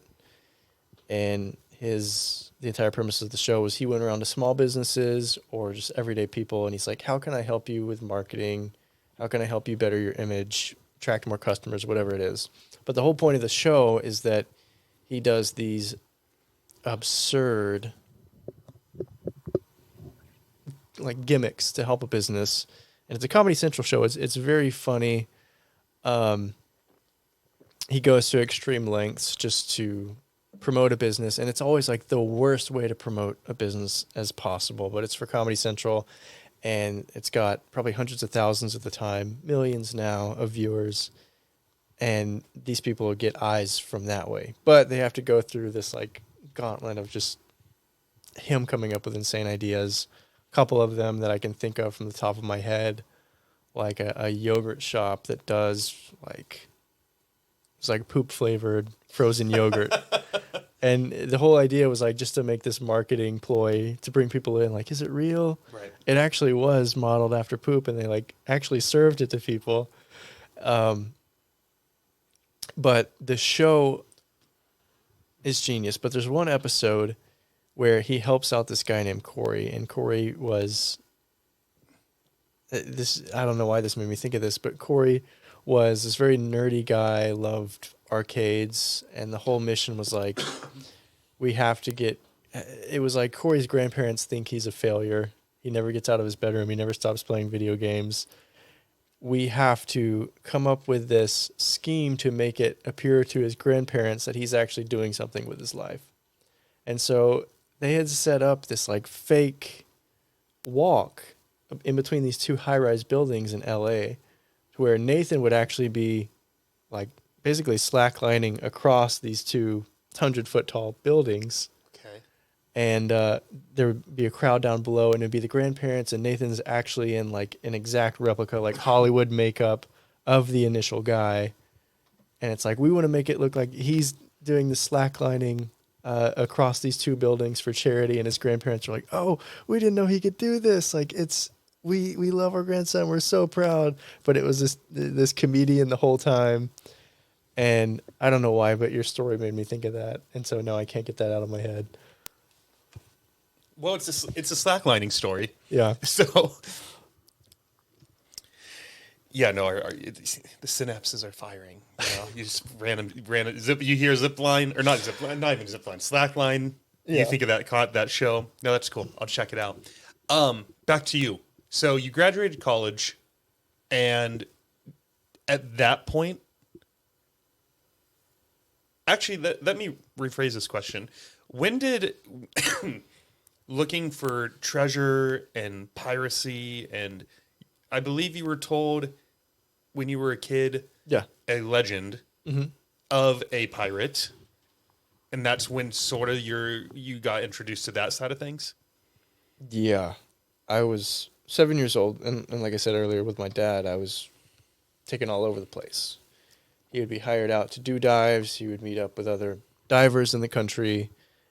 One of them was a very prominent treasure hunter in the U.S., and he had this room of just displayed artifacts he's found everywhere.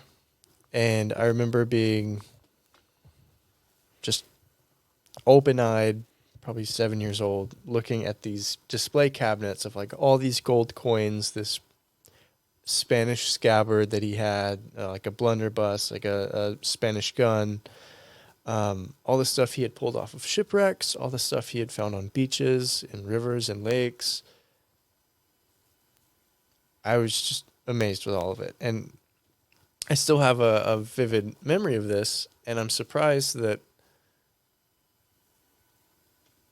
it stuck with me so long, but he ended up saying, yeah, I'm actually going to look for this one treasure in Texas, called it's the treasure of Hendricks Lake. Hendricks Lake is an oxbow lake off of the Sabine River that for over about 150 years has been home to searches for something at the bottom of that lake. And there's been a long list in the 1950s and 60s of some very successful treasure hunters having an involvement, and even some celebrity involvement, in funding stuff that was related to and kind of adjacent to this one treasure legend in Texas. And I was like, we don't live too far away. Why is there a pirate treasure legend 4 hours from the coast? It was just something that always stuck with me. And I had graduated college, didn't think a thing about it for years. And then all of a sudden it came back. That memory came back. And it's just bizarre. But what had happened was after graduated college, I had wanted to move to Southern Africa to do volunteer work in photojournalism. I was like, that's the route I want to go. There's an opportunity here in Namibia. That's what I want to go do. I want to live in rural Namibia, do photojournalism, probably focus on indigenous peoples, and I had probably, I think it was like, if you're going to do this, you've got 6 months to make your decision. So I was like, I've got 6 months doing nothing. I had just moved back. I had a high school friend that had just moved back at the same time as well, and we were just watching TV. At his house, there is a Discovery Channel show involving this same pirate that was in the story I had heard. And it's a pirate named Jean Lafitte, who is, for a period of time, based in New Orleans, was kicked out of New Orleans for attacking American ships, and then he establishes a pirate colony on Galveston Island. Very notorious guy, was a slave smuggler. That's essentially how he made a lot of his money, attacking slave ships, stealing slaves, stealing goods on board, smuggling them into Texas and Louisiana. And just throughout those two states, even all the way to Florida, there are numerous stories about this guy. He's just, when you think of piracy, like, he is the stereotypical pirate. I always call him kind of like the anthropomorphization of the rebellious Texas cultures that were forming on the Texas coast. Like, we're Texas, we don't answer to anyone, we have our own rules, and that is essentially the culture that formed him. There's a very successful pirate colony right on the Texas coast. However, in terms of piracy, most pirates, from the moment they attack their first ship, they only live at most about 18 months. Wow. Most pirates had a shelf life, when you attacked your first ship, of less than 2 years. You would be tracked down by a number of navies, and you would be typically publicly hanged.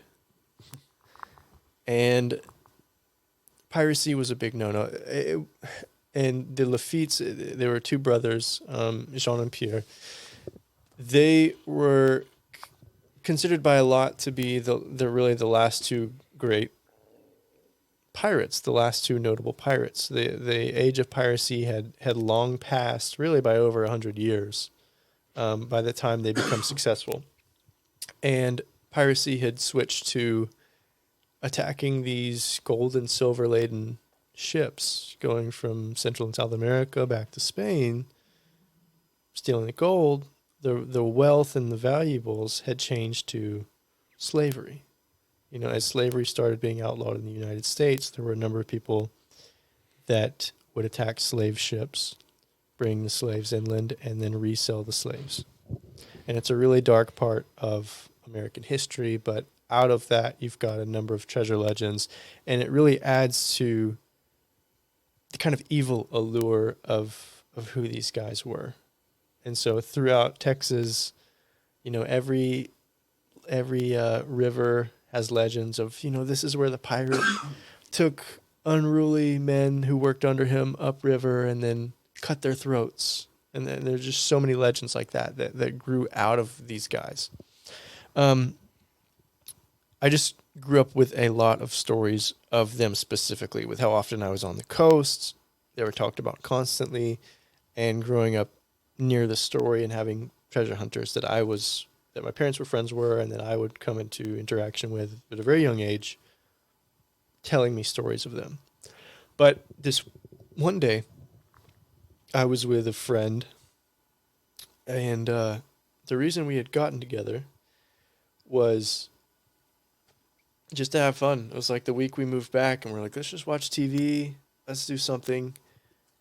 And watching TV, watching this Discovery Channel program, but the pirate Jean Lafitte, he's actually mentioned in this episode.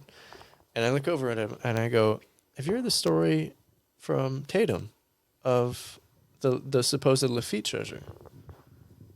I was like, I've got 6 months with nothing to do.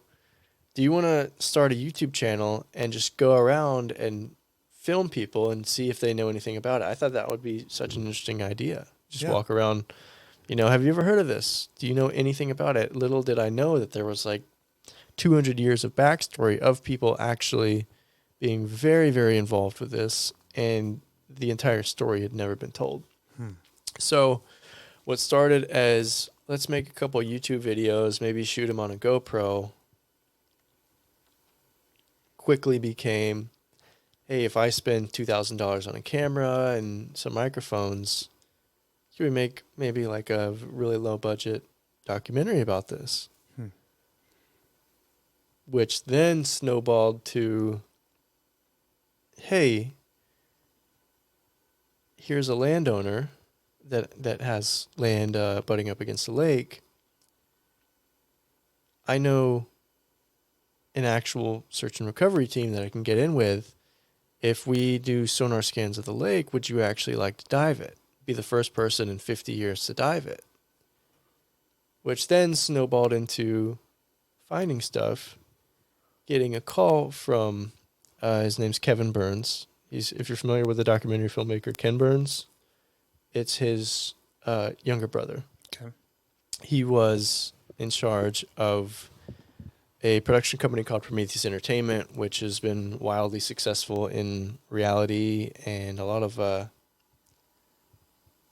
I guess the term for it would be like some pseudoscientific shows, which really blurs the line of, is this a real scientific show?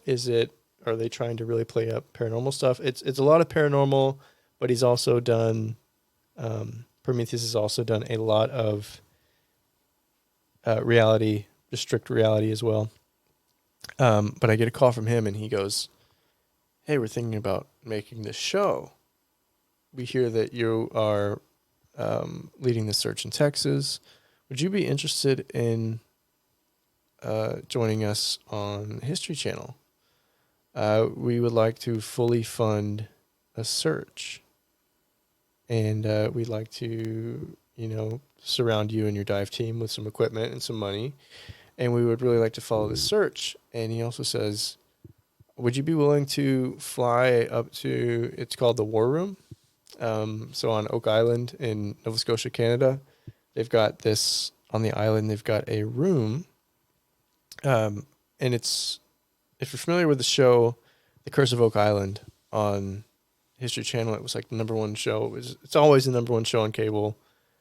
But then again, I've heard like 10 shows claim that. So I don't know what they go off of. I don't know if they go by like different genres, but like every show that I've seen, I feel like is the number one show on cable. But it is a wildly popular show. But it follows two brothers searching for a treasure in Nova Scotia, Canada. And it's been speculated that it could be anything from like a Knights Templar hoard of religious artifacts, possibly like the Ark of the Covenant. People bring up all this wild stuff, to could this possibly be hidden documents related to Shakespeare? Could this possibly be something involving French royalty? We know that something did occur on that island. They're in the process of figuring it out. So it's the number one treasure hunting show in the world and has been for a long time. I watched it in high school. And then somehow, probably 6-7 years later, just randomly get a call and they say, we want to make a spin-off of this show called Beyond Oak Island. And we want to bring you up to Canada to meet these guys and get all this advice and just talk pirates about them with them for an entire day. And I was like, this is my dream. Yeah. So that was like my first job out of college, was going and filming this TV show. And from there, it got about 2 million views on opening night. And I feel like we did that before finishing the documentary, and so I got pretty serious about funding for the documentary and production level along the way, but I feel like we peaked so early with what we were trying to do. So for about 50 years, this story had died out. No one knew about it, and we were trying to bring it up, and we had a goal in mind of, we just wanted to make people aware of the story because we find it so cool. There are certain parts of, we focus less on the treasure and more on how it impacted people. I would say all my films, all the content I make is more focused on not is this true, is this false, but how has this impacted people's lives?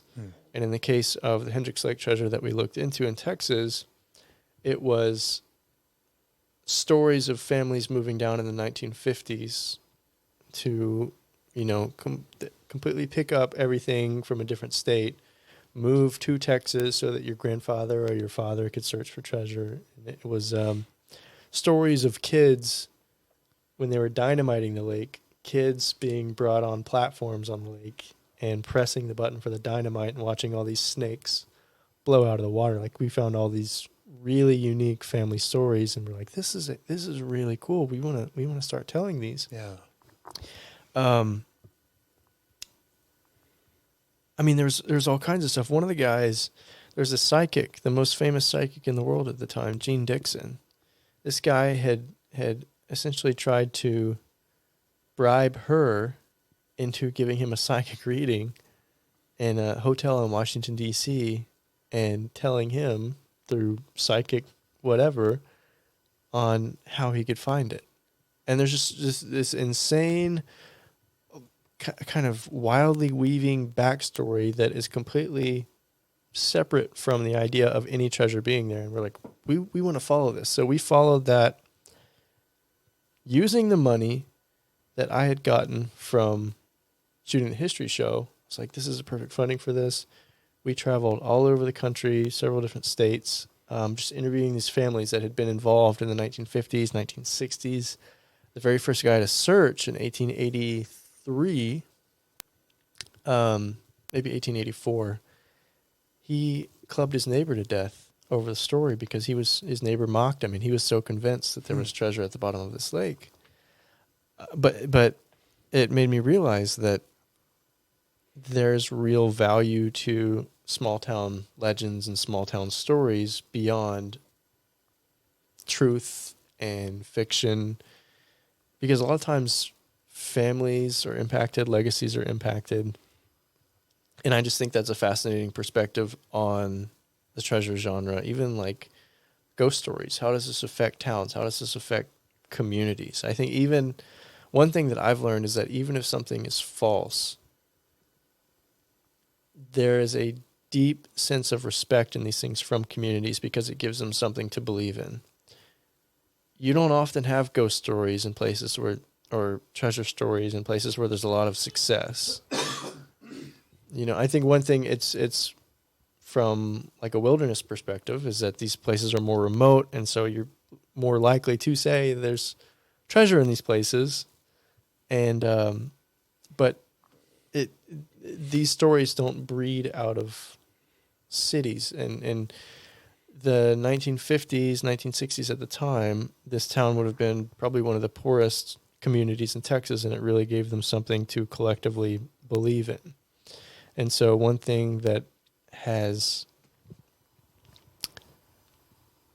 been one of my favorite parts of documentary filmmaking and traveling around to all these places and reservations and small towns in the middle of nowhere is that I've heard a lot of stories, especially a lot of stories I don't believe in, but I have grown to really appreciate the role that they've played within certain communities.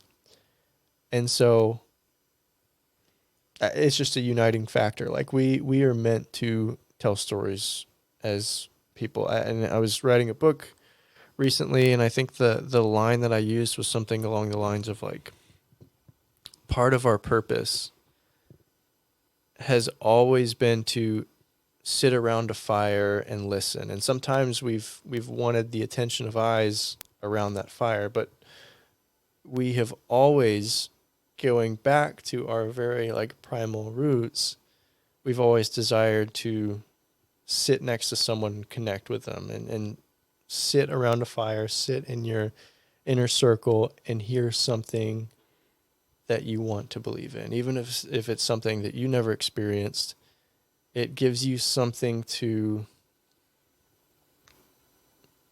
I don't know. I think like this is very philosophical, but on a deep level, I think as humans from the moment we are born, like our ultimate goal is to feel unique, even if it's just to ourselves. And I think with the story, a lot of the stories that I've gone through, whether it's treasure hunting, whether it's local monsters, local lake monsters, local, the towns that celebrate being like Bigfoot hotspots and just these weird places. Our desire throughout our entire lives has been unique, and when you find that community, you celebrate it.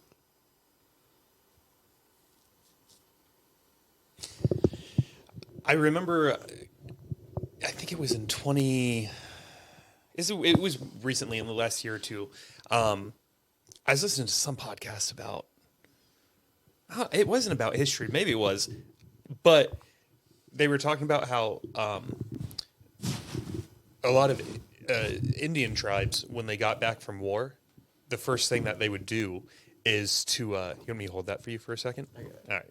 One of the first things that they would do is they'd get all the soldiers to gather around a campfire, and they would all just tell their war stories.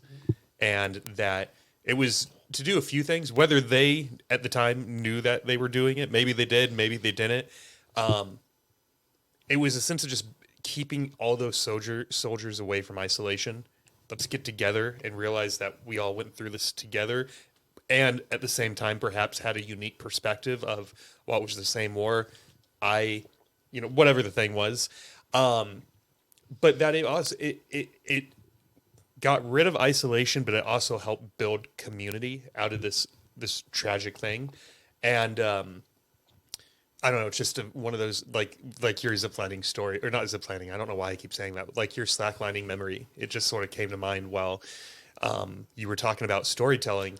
That I think one of the reasons I'm so obsessed with this podcast, and one of the reasons that for me, I'm fortunate enough to not care about the numbers. I don't obsess over them. I don't look at them every day. I get a report once a week. Sometimes I delete it. Sometimes I read it. I looked at the end of year numbers because I was curious. But at the end of the day, I sit across from people like you, and I just get to hear these stories that if this didn't exist, if I had just hit you up and I was like, oh, Christian, I found you on LinkedIn and you seem like a cool guy. Could we go out for coffee? Like, he'd be like, no, dude, I'm busy, Yeah. And I do, I do want the audience to grow, because I don't want your story to be isolated to just you and me. It's been a great 2 hours so far, and I want other people to be able to hear this and be inspired by it, and to get them thinking about these things for themselves, about maybe their own experiences with seeing something, and they always denied it because they're like, no, that's false. No one would listen to me. People would call me crazy, or maybe even just, maybe this will even just get people talking more, doing more storytelling.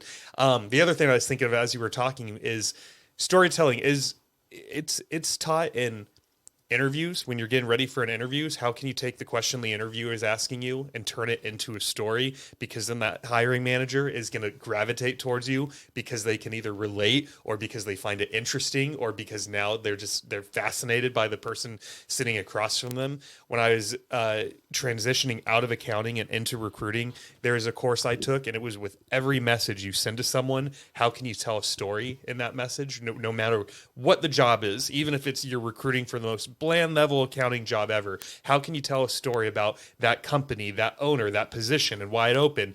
And it'll intrigue the reader to say, yeah, maybe I do want to apply to this job. But storytelling, man, it is a huge part of our culture. And I love that. I get to help people tell their stories and sit across and listen to it. You get to relate to people that you would not have that level of interaction with through a podcast, like in real life. And filmmaking did the same for me. Like one story that I love to tell is that in the process of filming Sunken Silver, which was the most recent treasure hunting documentary that I had worked on, and that was basically adapted to become that TV show, we had interacted with the son of one of the original searchers. And he was telling us memories of being out there at 12 years old and just all these memories of the lake. And it was like 3 or 4 weeks before he passed away. And he was in his late 80s or early 90s. And I had just graduated school. I was like 22. And I was like, what other situation would this have been possible for us to be? We had asked this restaurant if we could film in there. And they said, yeah. And I was like, what other situation could I have found myself in the restaurant just sharing childhood stories with someone who I didn't know was weeks away from passing away, and they were just as happy as can be being able to tell about their childhood again. I think that's what always will connect us as people. You can go to any country and get through, as long as you can get through any language barrier. Like, Right. stories are how we connect, and stories are how we identify with one another. Like, how many, and when you look at your friends, it's like, how many of them do the exact same things as you? Is that why you're friends? Or are you friends because you've shared that same moment? You share like those very few specific memories that you can always bring up and have that as a relating point or a touching base point every few months of bringing something up that happened, whether it was good, bad, hilarious, whatever it may be. Like, our purpose is to have those moments to where we can always have that in our back pocket and say, this is how we connect. It's not because we do the exact same hobby. Sometimes it is. Sometimes our stories together like go through those hobbies. Sometimes our stories are, what's that weird thing that we both believe in that no one else does? Like, conspiracies in the best and worst of ways, like recently, have really united people. We can see how they can be weaponized. Yeah. And we can see how they can make weird friend groups. Like, the whole reason you brought me here was because, like, in our initial phone call, you're like, yeah, I've got a couple ghost stories. Like, we can relate on that. And so, I mean, generally, I wouldn't say there's much more to a person other than the idea to feel unique and the idea to tell stories and to hear stories and to feel part of something. And like, recently, I would say that's entirely, I mean, I don't want to get like political or anything, but I would say that's entirely the reason that you've seen so much like political division recently, is because people are desperate to feel part of something. And so they may, I don't know what I'm getting at, but like, I would say that's, from a psychological perspective, that's a lot of the reason that there has been so much political division within the last few years, is that for a long time, people haven't felt welcomed as a group. And that, to me, is a big reason why,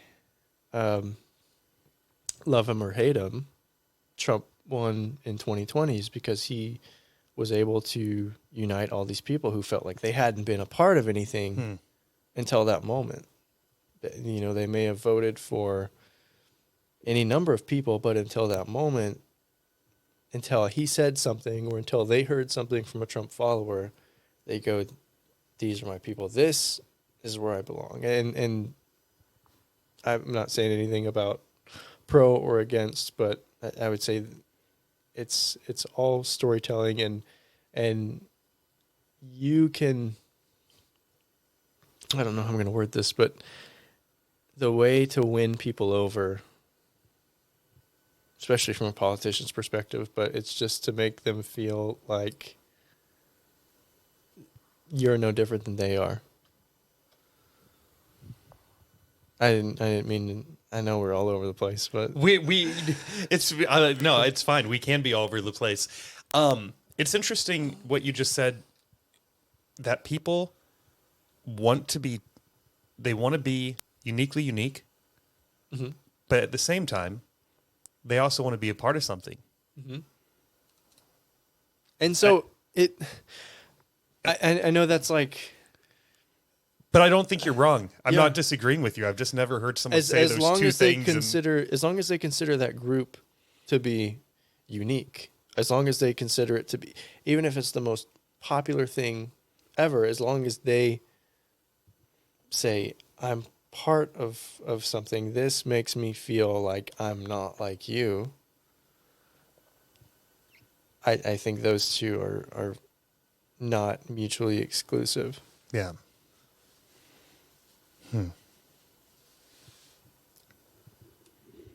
I don't know. I've always been interested in the psychology behind stuff and why we do what we do. Yeah, I've been especially interested in it more the last year after having talking to 50 guests one-on-one for 2+ hours. And even just since I've been in Austin, I feel like I've become a more observant person. Of just sometimes in the gym, I'll even not work out with headphones on because I just want to listen to everything that's going on around me. I want to eavesdrop on every conversation I can. I want to hear what people are talking about, what they're saying to their friends, who they're making fun of, why they're making fun of them, who is that person if that person happens to be in the gym. Find out if what they're saying is true or not true. Like, yeah. That's interesting. The no headphone in the gym thing. Yeah. Have you still kept up with wanting to interact with like a new person every day? Yes and no. I think at this point, did I today? I almost did today. A friend of mine ended up, I don't want to say interrupted me because that's a rude term. I was very happy he came and said hi. I was going to introduce myself to someone and say something specific. And a friend of mine saw me. I was at the gym and he came over. We ended up talking. The person I was going to talk to left. But at the gym in particular, I don't feel a need to anymore because I know so many people there. I was actually just telling my workout buddy, would you like to switch golds with me? Because we are now talking to so many people at this gym. Like, we're still getting a good workout in, but we are very distracted. We're here probably an hour longer than we need to. And every now and then, man, I just need to go in and do my thing. And if him and me are talking, it's pretty quick. Like, we still keep a very good pace. And it's not a complaint. I love that we walk out of that place and we can't shake 12 hands with before we leave. But so yes and no. It didn't fall off because of lack of effort. It's more of just Running out I of people. sometimes do it without even meaning to Yeah. at this point. But if I was to open up my phone right now and open up that list I've referenced a few times, there's 2 or 3 new names in there from the last week. But it is very important to me to keep that up. And then there's other days like last week when I was slacklining where I met 20 people in one day and I'm like, all right, I can be sort of an introvert now for about a week because I just exceeded my daily goal 3 times over, So it just sort of depends what's going on, where my energy level is at and whatnot.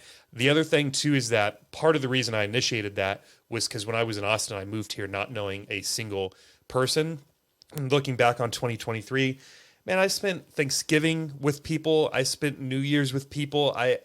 Days that I imagine in my head, like, man, this first year is going to suck because I'm going to be alone.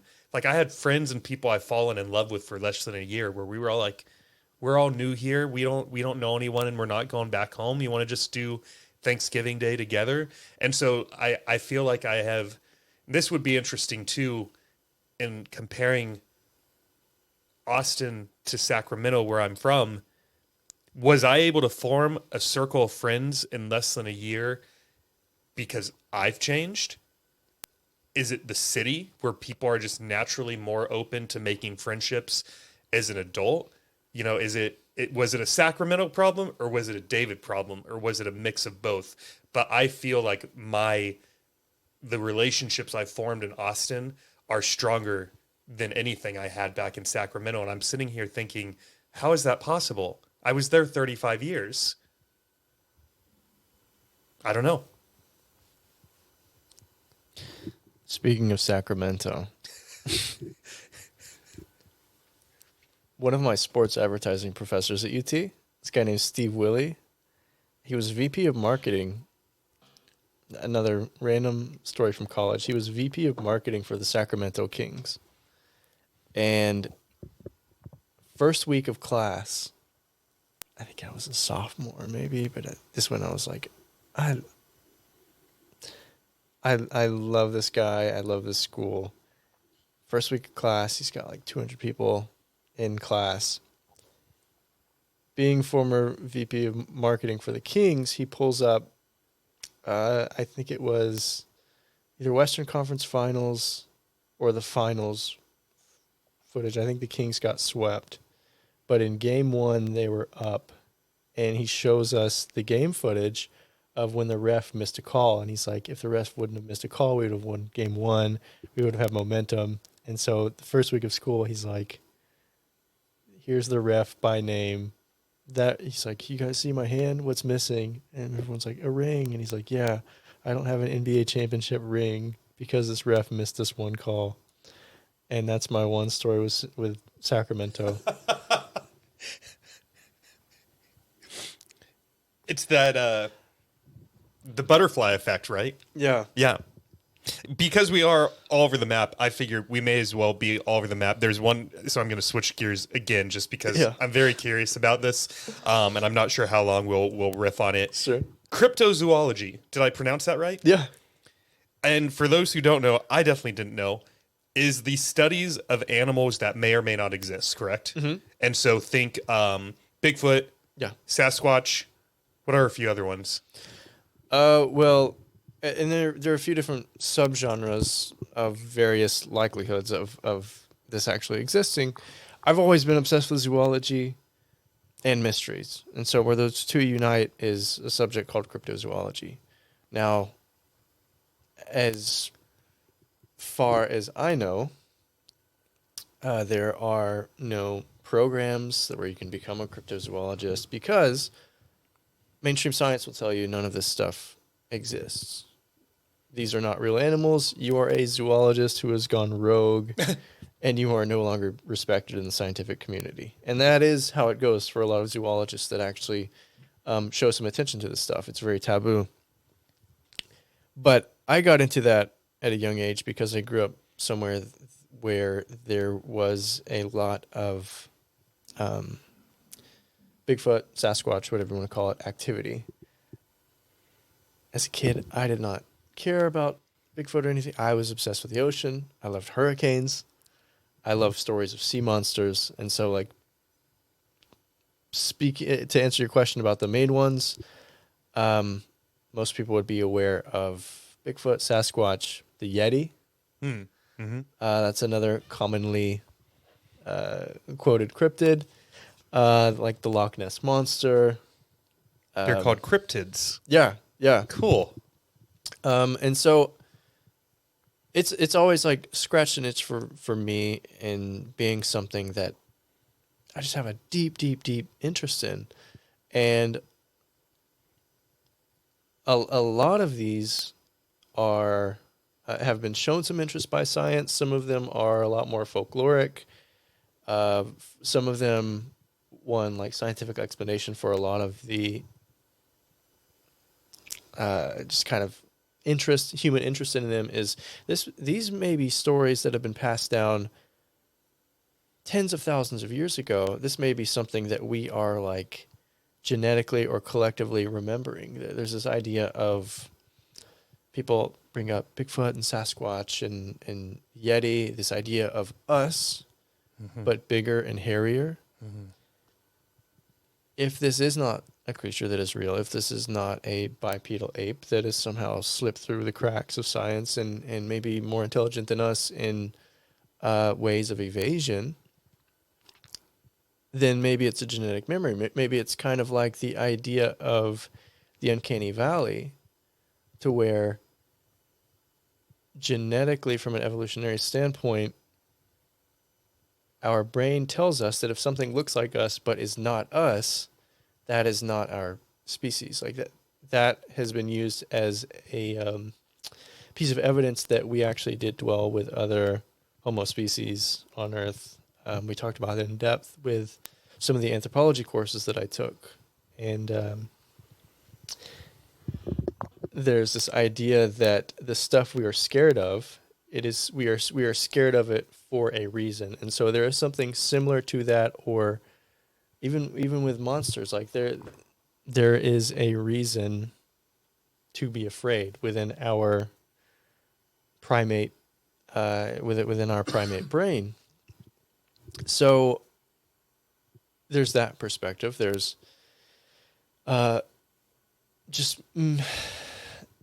I guess, to really simplify what it is, cryptozoology is an entire area of study that is not an official science. A lot of it is studying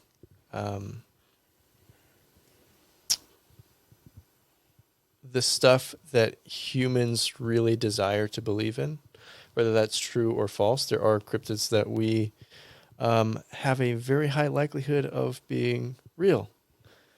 There are things that we know have existed in the past that are still being reported in some of the most isolated parts of the world. We wonder if those are things that continue to exist that have still not yet been scientifically studied. My real area of interest within cryptozoology is unidentified marine animals and a lot of unidentified serpentine animals. So people talk about lake serpents and sea serpents and stuff of that nature. You know, Lake Tahoe had one. It's called Tessie. Mm-hmm. Yep. So is this just collective imagination? Could this be a vastly misidentified fish? A lot of people bring up like sturgeon, oarfish in the open ocean, very serpentine. Those things get like 50 feet long. However, one thing that I have really looked into, and I actually want to get into this from an expedition standpoint, getting this fully funded and actually do some scientific research into sightings of giant eels. And one thing that they're looking into now as a possible explanation for, as history has put it, for hundreds of years, sea serpents. We're finding out we really don't know that much about eels. Scientifically, they stop growing around 10 feet, the largest species. However, we know that there is a life cycle within every eel species, and there's a life stage where they are called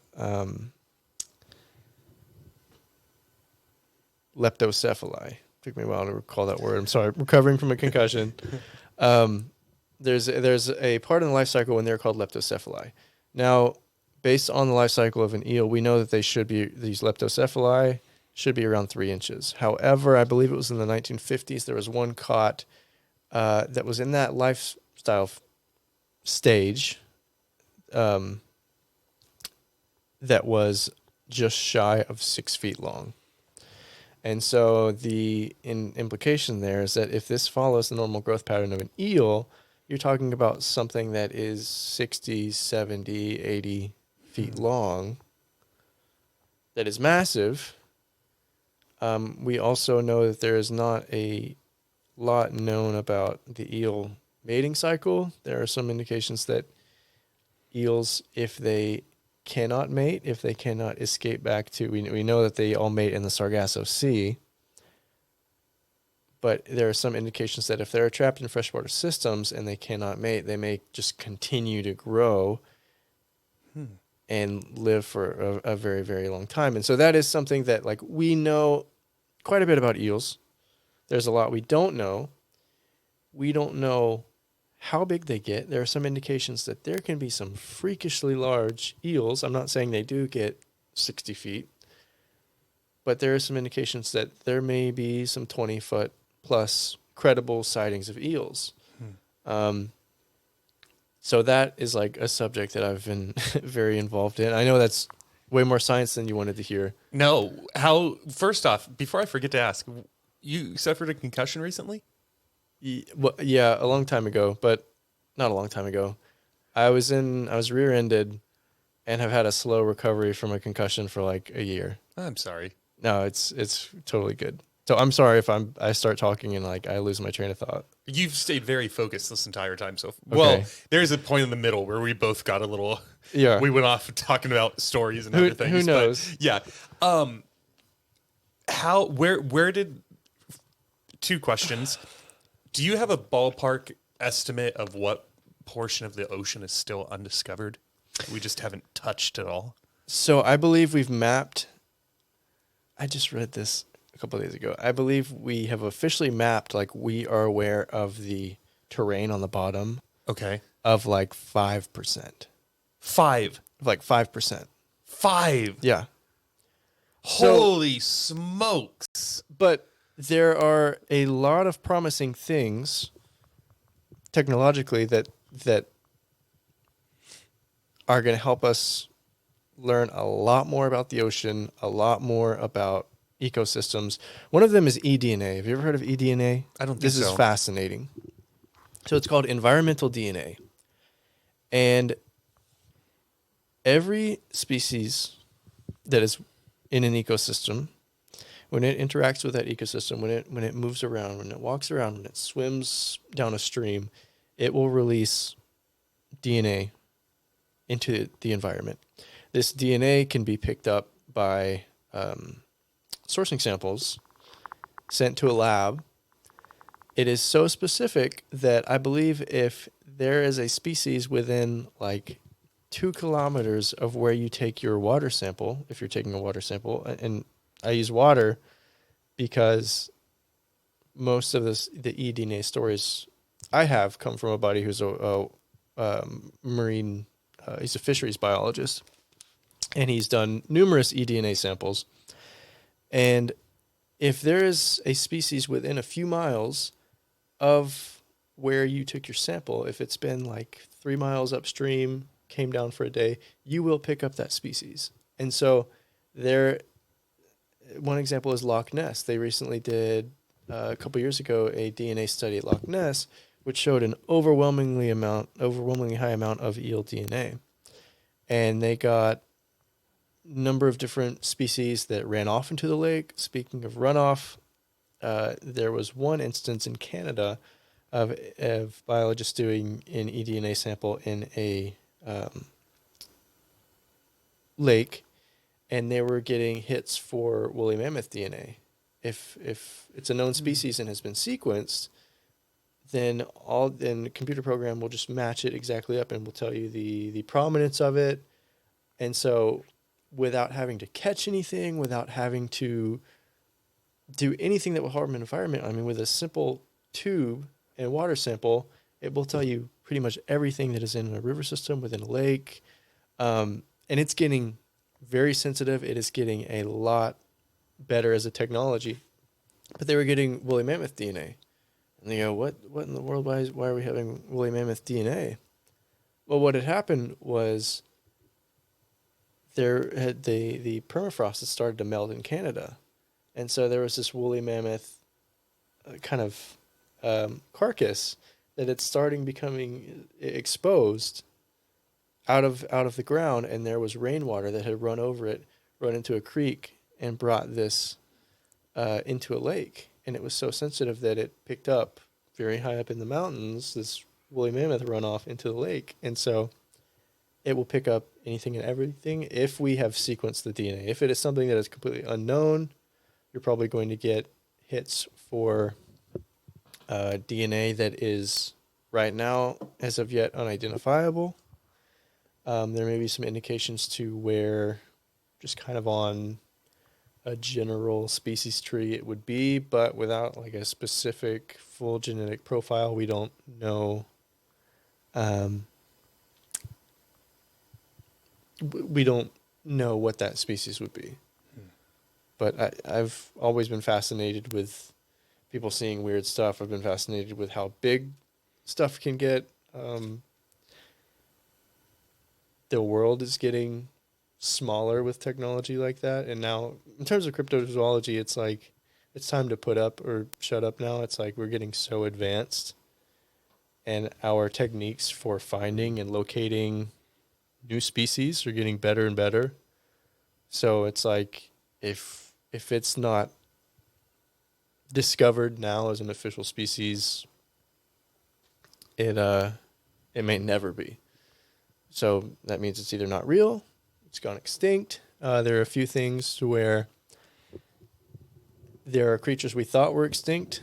Now we are of the belief they may not have quite been extinct.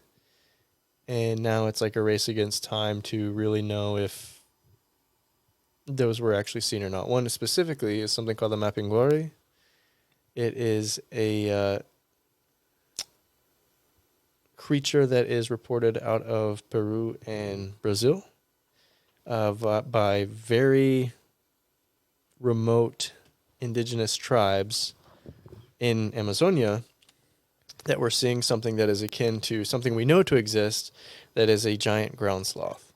I don't remember the exact species name, but it's like an 8 to 10 foot tall, massive sloth, where there were stories coming out of these indigenous villages where they should not have known, from a paleontologist standpoint,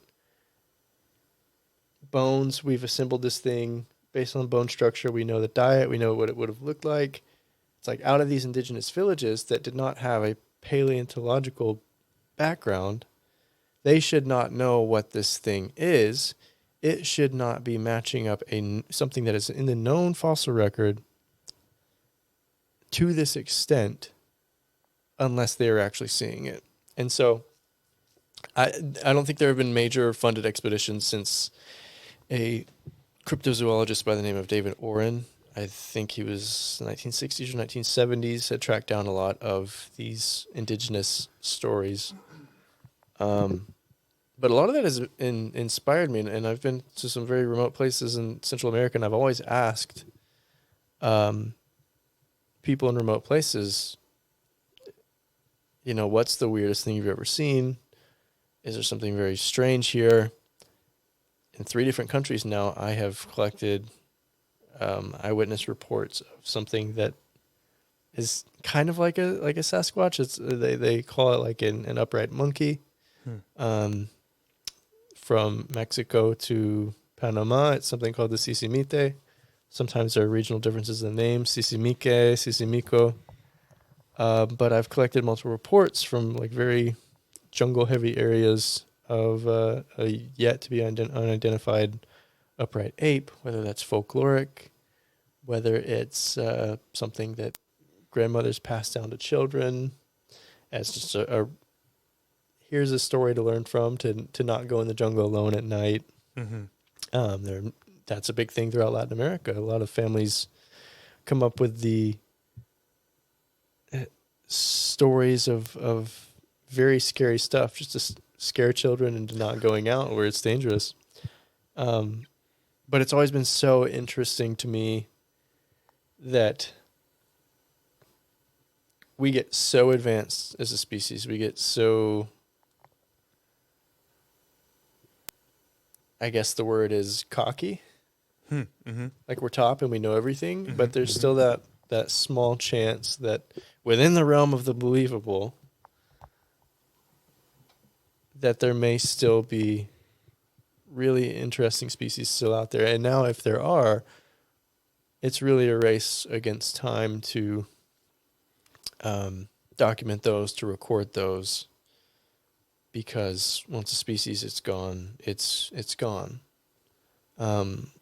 On last month in Costa Rica, I was on this patio in this jungle, and there was a tree frog that I had photographed, and I tried to get a species ID on it, and then I found out that picture was the first time this specific species of tree frog had been identified since 2013, and there were questions over whether it was actually whether it was actually extinct in that specific area.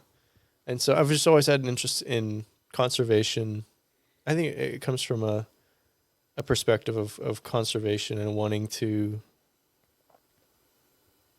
protect something if it doesn't exist, but also with all the experiences I've had in filmmaking and people just wanting to believe in stuff, and local monsters are good stories to sit around a fire. And I guess the modern fire is the Rodecaster Pro. And the little 2-wick candle from Costco. But it's so interesting to me. Do you have one that like has, because kids, I mean, young boys like obsessed with cryptozoology. I think that's for most people. Like you found one, you were so interested in it. Did you have one that you read in a book or? And by have one, you mean that I wanted to believe in or hoped maybe it was true? Yeah, like what's one Ooh, that's a stuck great with question. you as a kid? And this would not be ghosts. This is something that could actually be. Yeah, Like your Bigfoots, your lake monsters. That's a good question. Let me think for a second.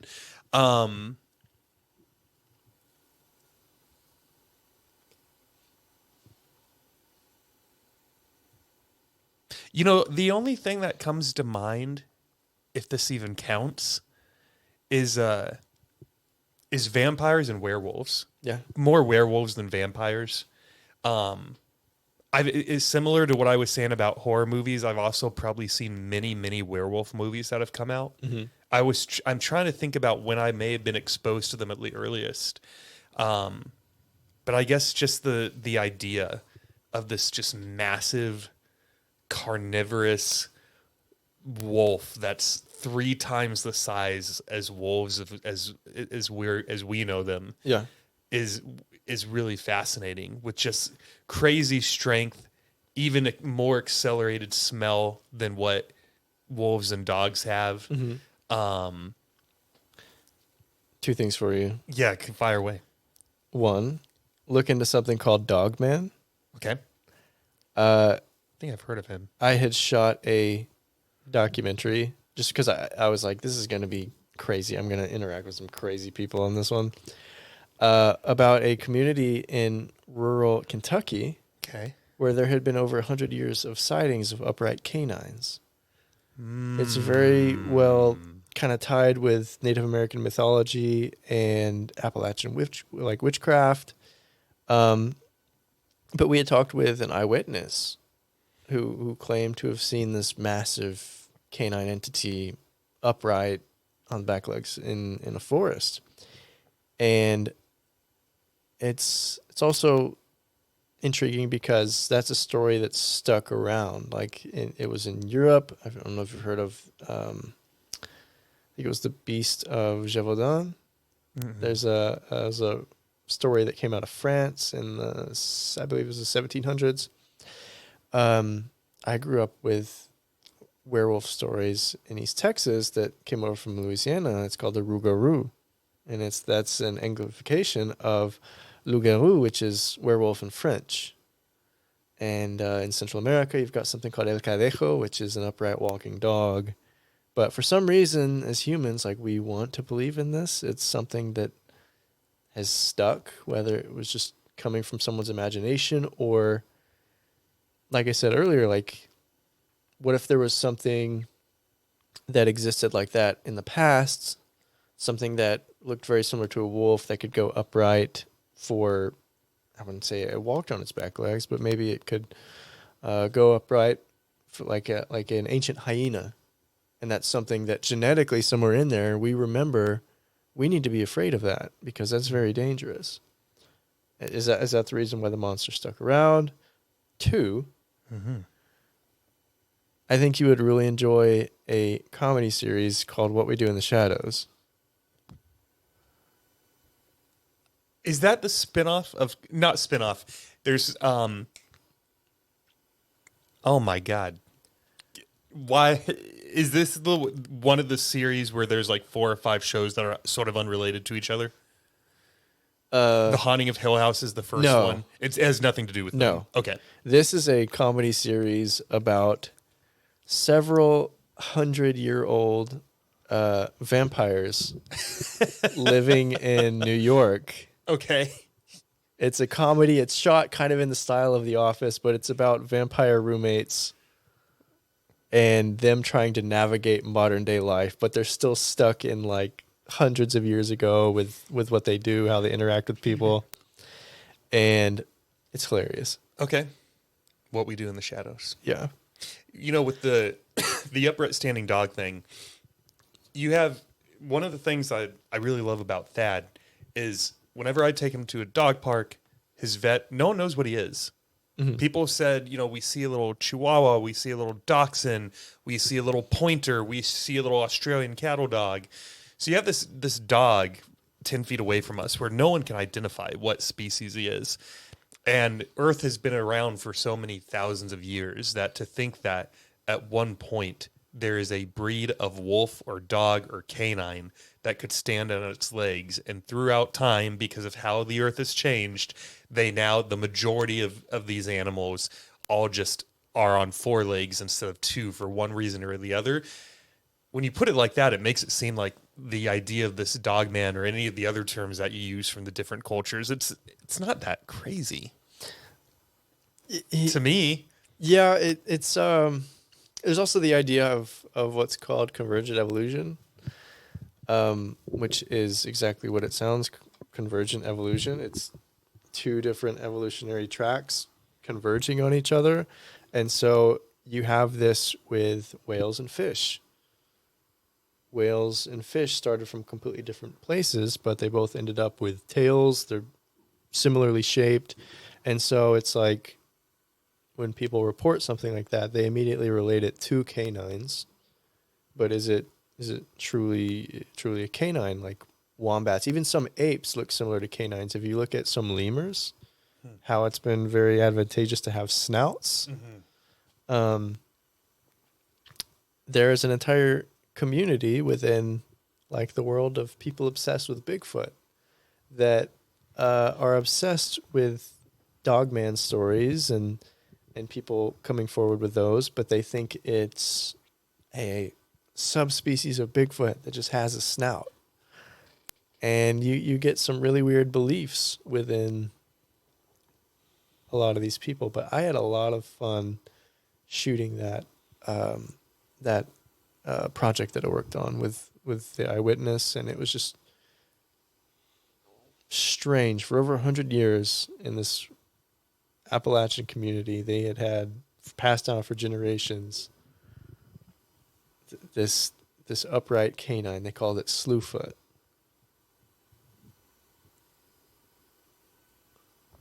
Slewfoot. Yeah. I like that name. Here's a question for you. When you and me were born, obviously we have a little bit of an age gap, but we did not have computers in every household. We did not have laptops. Mm-hmm. We didn't have cell phones. We didn't have Rodecaster Pros. Even just like, I was thinking about the idea of podcasting, like what we're doing right now. This was something that, like when I was growing up, my mom would be watching shows like Rosie O'Donnell, and now you and me are essentially like doing that, but Yeah. in my kitchen, in the studio, in the dining area, whatever you want to call this weird space. So assuming you don't slip off a sidewalk and get hit by a bus tomorrow, you're going to be alive another 60 years. And who knows, where we're going to go as far as like 5% of the ocean floor being discovered 10 years from now. Maybe that could be 20, 30, 40, 50. With just where technology is going to go between AI and just everything else, is there anything that you do want to find the answers to? You mentioned when we started that some with the ghosts and the paranormal, you're sort of okay with not having an answer, but acknowledging it exists. But when it comes to the cryptids or just anything, is there anything that you hope that in your lifetime we'll be able to discover through technology or other means?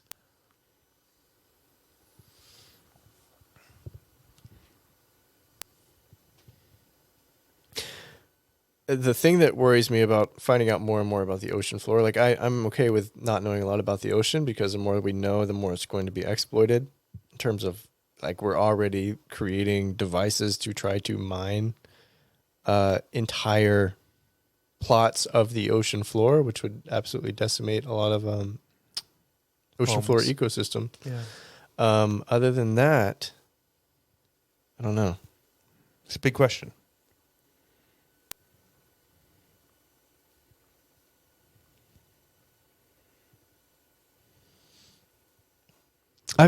Well, in terms of my own experiences,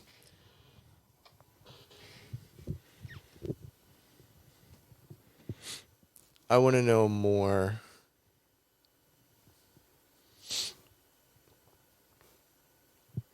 I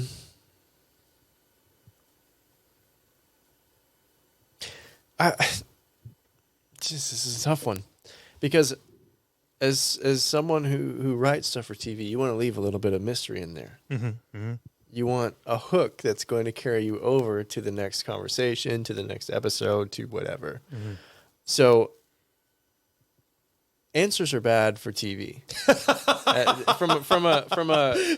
From a film perspective, from a non-scripted filmmaking perspective, like, I was even supposed to go back on a couple different shows to talk about what I had done in Texas involving all the diving.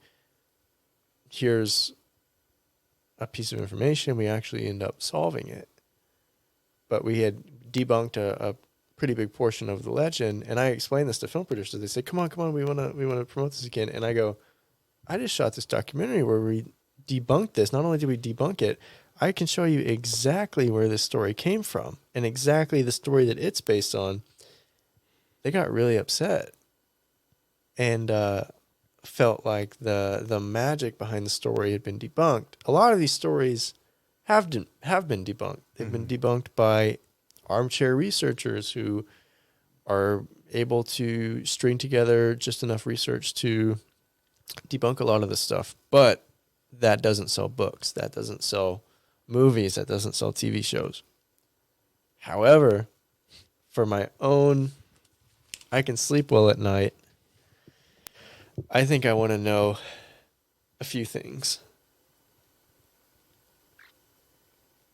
I really want to get answers on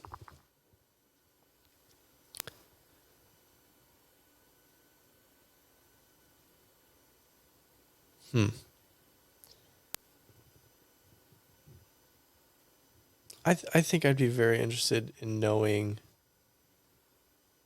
finality to Sasquatch and Bigfoot and stuff. And I know I don't have a big interest in that, but it's just I grew up with too many people who had nothing to gain. They had that 6-year-old mindset of, why would this person lie to me? Why would they like, I grew up in a part of Texas where I probably had 24 or more family friends in that area where some way or another they had seen something, they had a connection to someone who had seen something. And I just grew up like assuming. I almost studied when I was a kid. I thought about becoming a primatologist because I was so convinced that by the time I graduate college, this thing will have been discovered and proven, and I'll be on the front lines of studying it. That was my master plan of coming out of college, a primatologist, like right when Bigfoot gets discovered. I was like, yeah, I got 10 years. They'll find it by then. I was just so convinced. I've always wanted answers for that, but I don't think you ever will, because if you get a no, that's still open.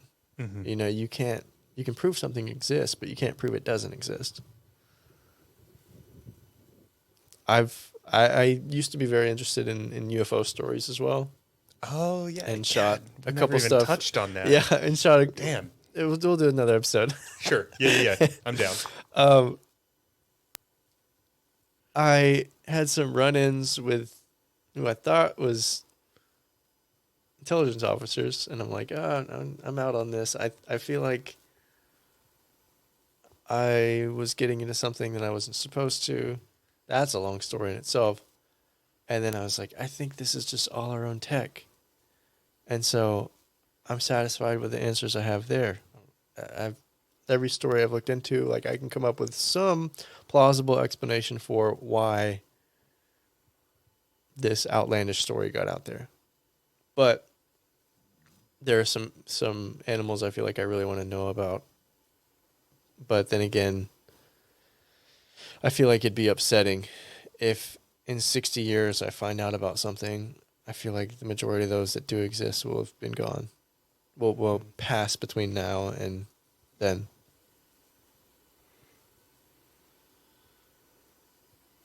But yeah, I don't know.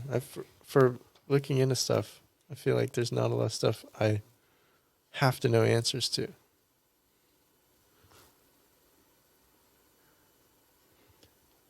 Over the next couple of years or months, do you have any goals you hope to accomplish? I know it's hard because things change quick, but what's on the horizon for you as you look ahead?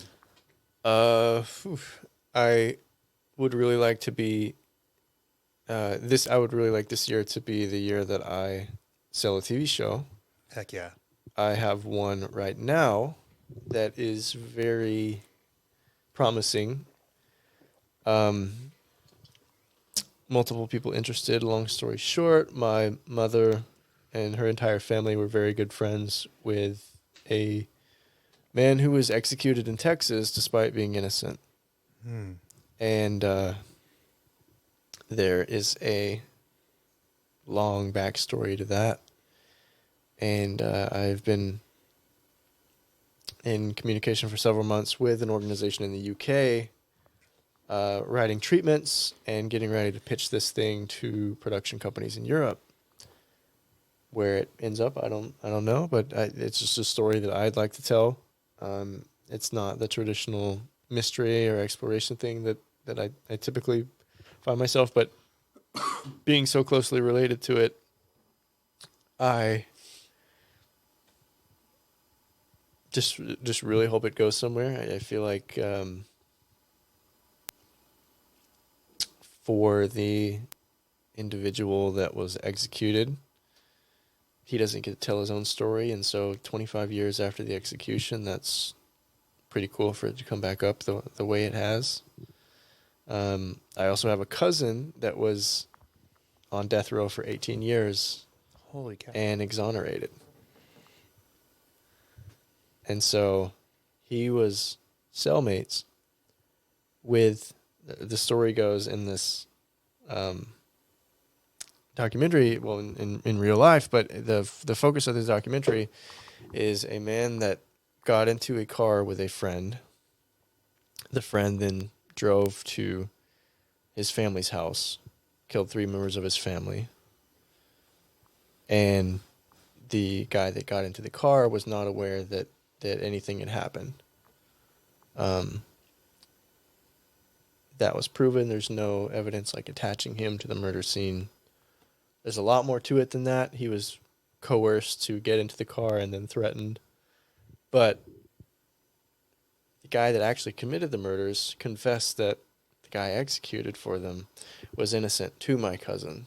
And so, like, I have several connections to the story. We wrote this, and that's in the process of being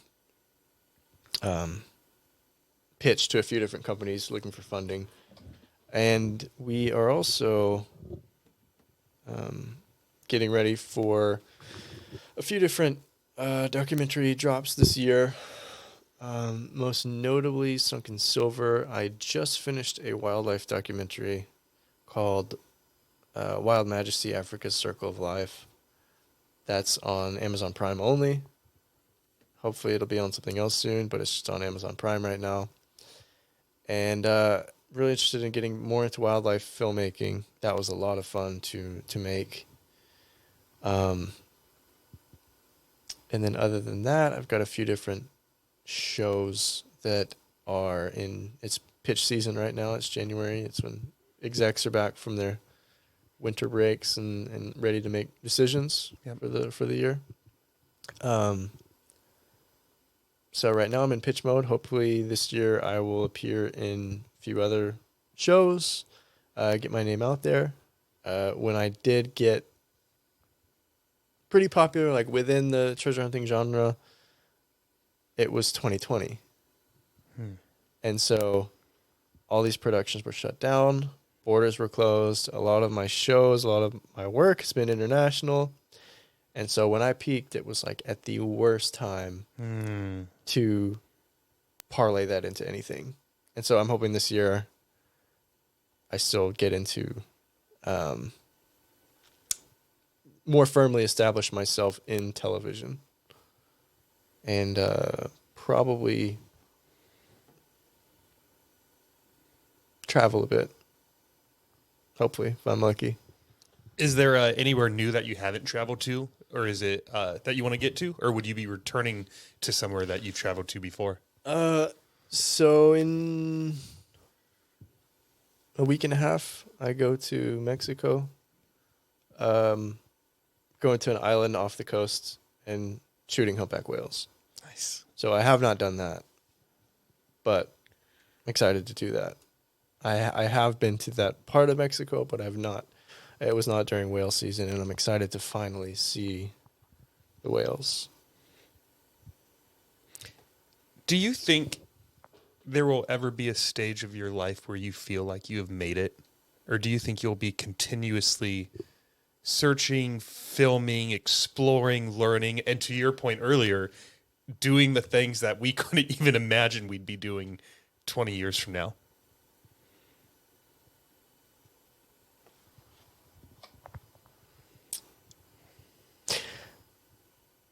I wouldn't say there would ever be a point where I've said I've made it.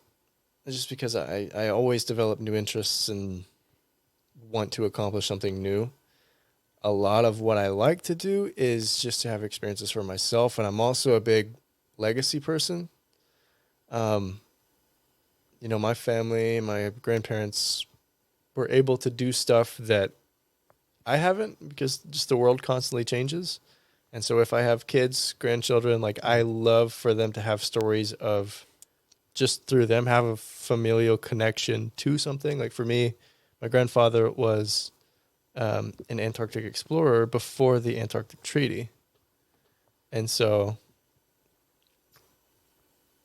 I don't know if I'll ever make it there, but that was something like really cool. So that means a lot to my family to have something like that the family can claim. And so with changing climates and just the changing landscape of the world, like we don't know what the world will look like in 50 years. But I think it would be really cool for future family, future descendants, to just have connections to certain things. I think I've always been interested in trying to do things before they become inaccessible. And through that giving, not just family, but one of the coolest things about being in TV is you get, or just being on a big TV show is the messages you get from people who may be disabled, maybe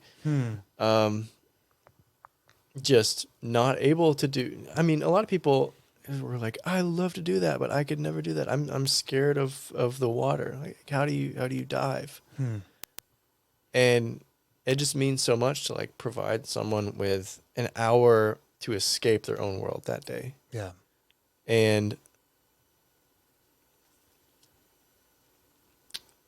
to have those moments to where even if sometimes you're not thanked, but just to have those moments to know you're impacting somebody's life. Like you might have someone listening to your show while they drive their mom to chemo every week. Right. And that's like the 1 hour that they get to connect every week, and they connect through your show. Like you are in such a position of power and a position to bring a lot of positivity and influence, a positive influence into the world. I can always tell when my episode airs because I get all these new Facebook requests, and they're all from women over like 60. And I was on the show, one of the, his name's Gary Drayton, from the UK, probably the world's most prolific metal detectorist. Found all kinds of stuff, like the most talented metal detectorist in the world. And he's got this thick UK accent, and he told me, like, get ready to be recognized in public and in airports. And the funny thing is, with the show that I was on and the older demographic that watches it, old people love treasure hunting shows, man.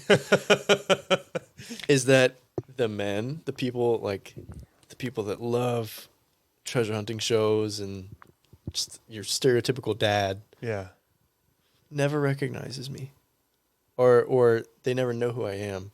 The people that come up are the old women. I would say it's probably one every week or two that will recognize me somewhere, and it's always their wives. It's always the old women. I don't know if they're just more. Probably so. They're probably more. I don't even know the word. Attuned to who's on these things. Yeah. The husbands. But I just thought that was funny. Yeah.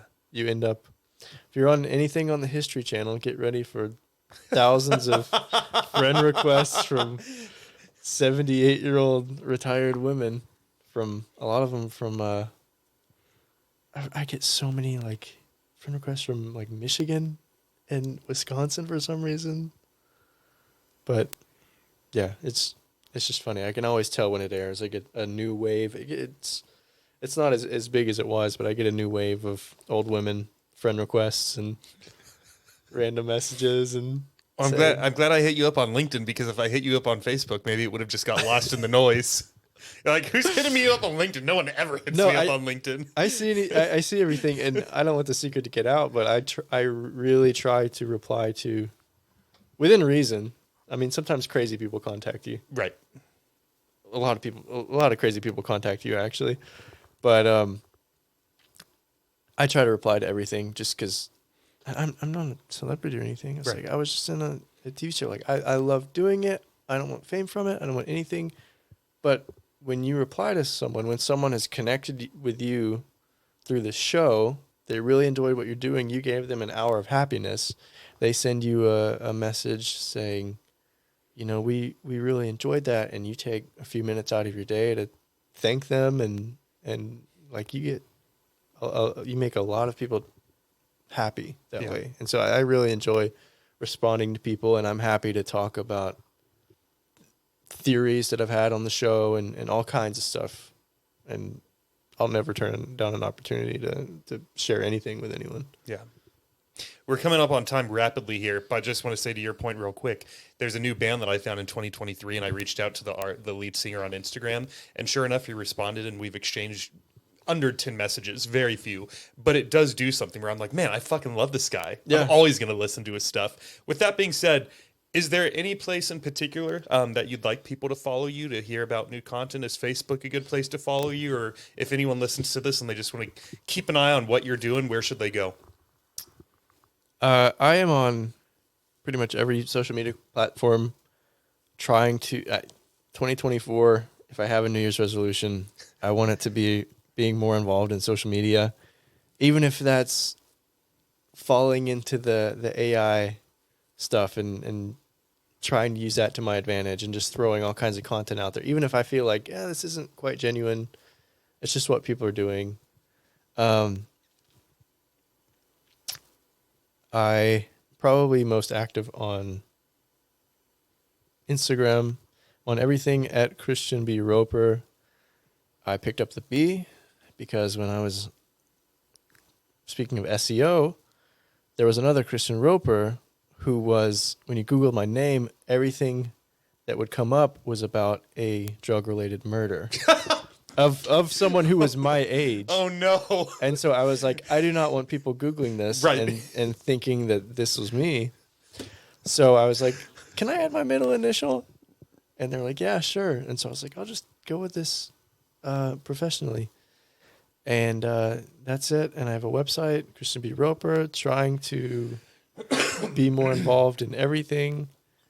Maybe this will give me motivation to do so. Yeah, I'm on pretty much everything else. Don't always post, but I'm always there. You can reach me however you want. There you go. Well, Christian, thank you so much for being here. For everyone that tuned into this episode, thank you so much for joining us on what will probably be the first episode in February. But it's been so nice to chat with you. Hope to go to the movies with you, and we'll have a few more encounters for sure. And dude, I just very impressed with your memory, with all that you bring to the table at such a young age. I wish I could pay you a few more compliments, but I got to end this thing. So have a great Saturday night, everyone. Stay healthy, stay happy, and we'll see you soon. Peace.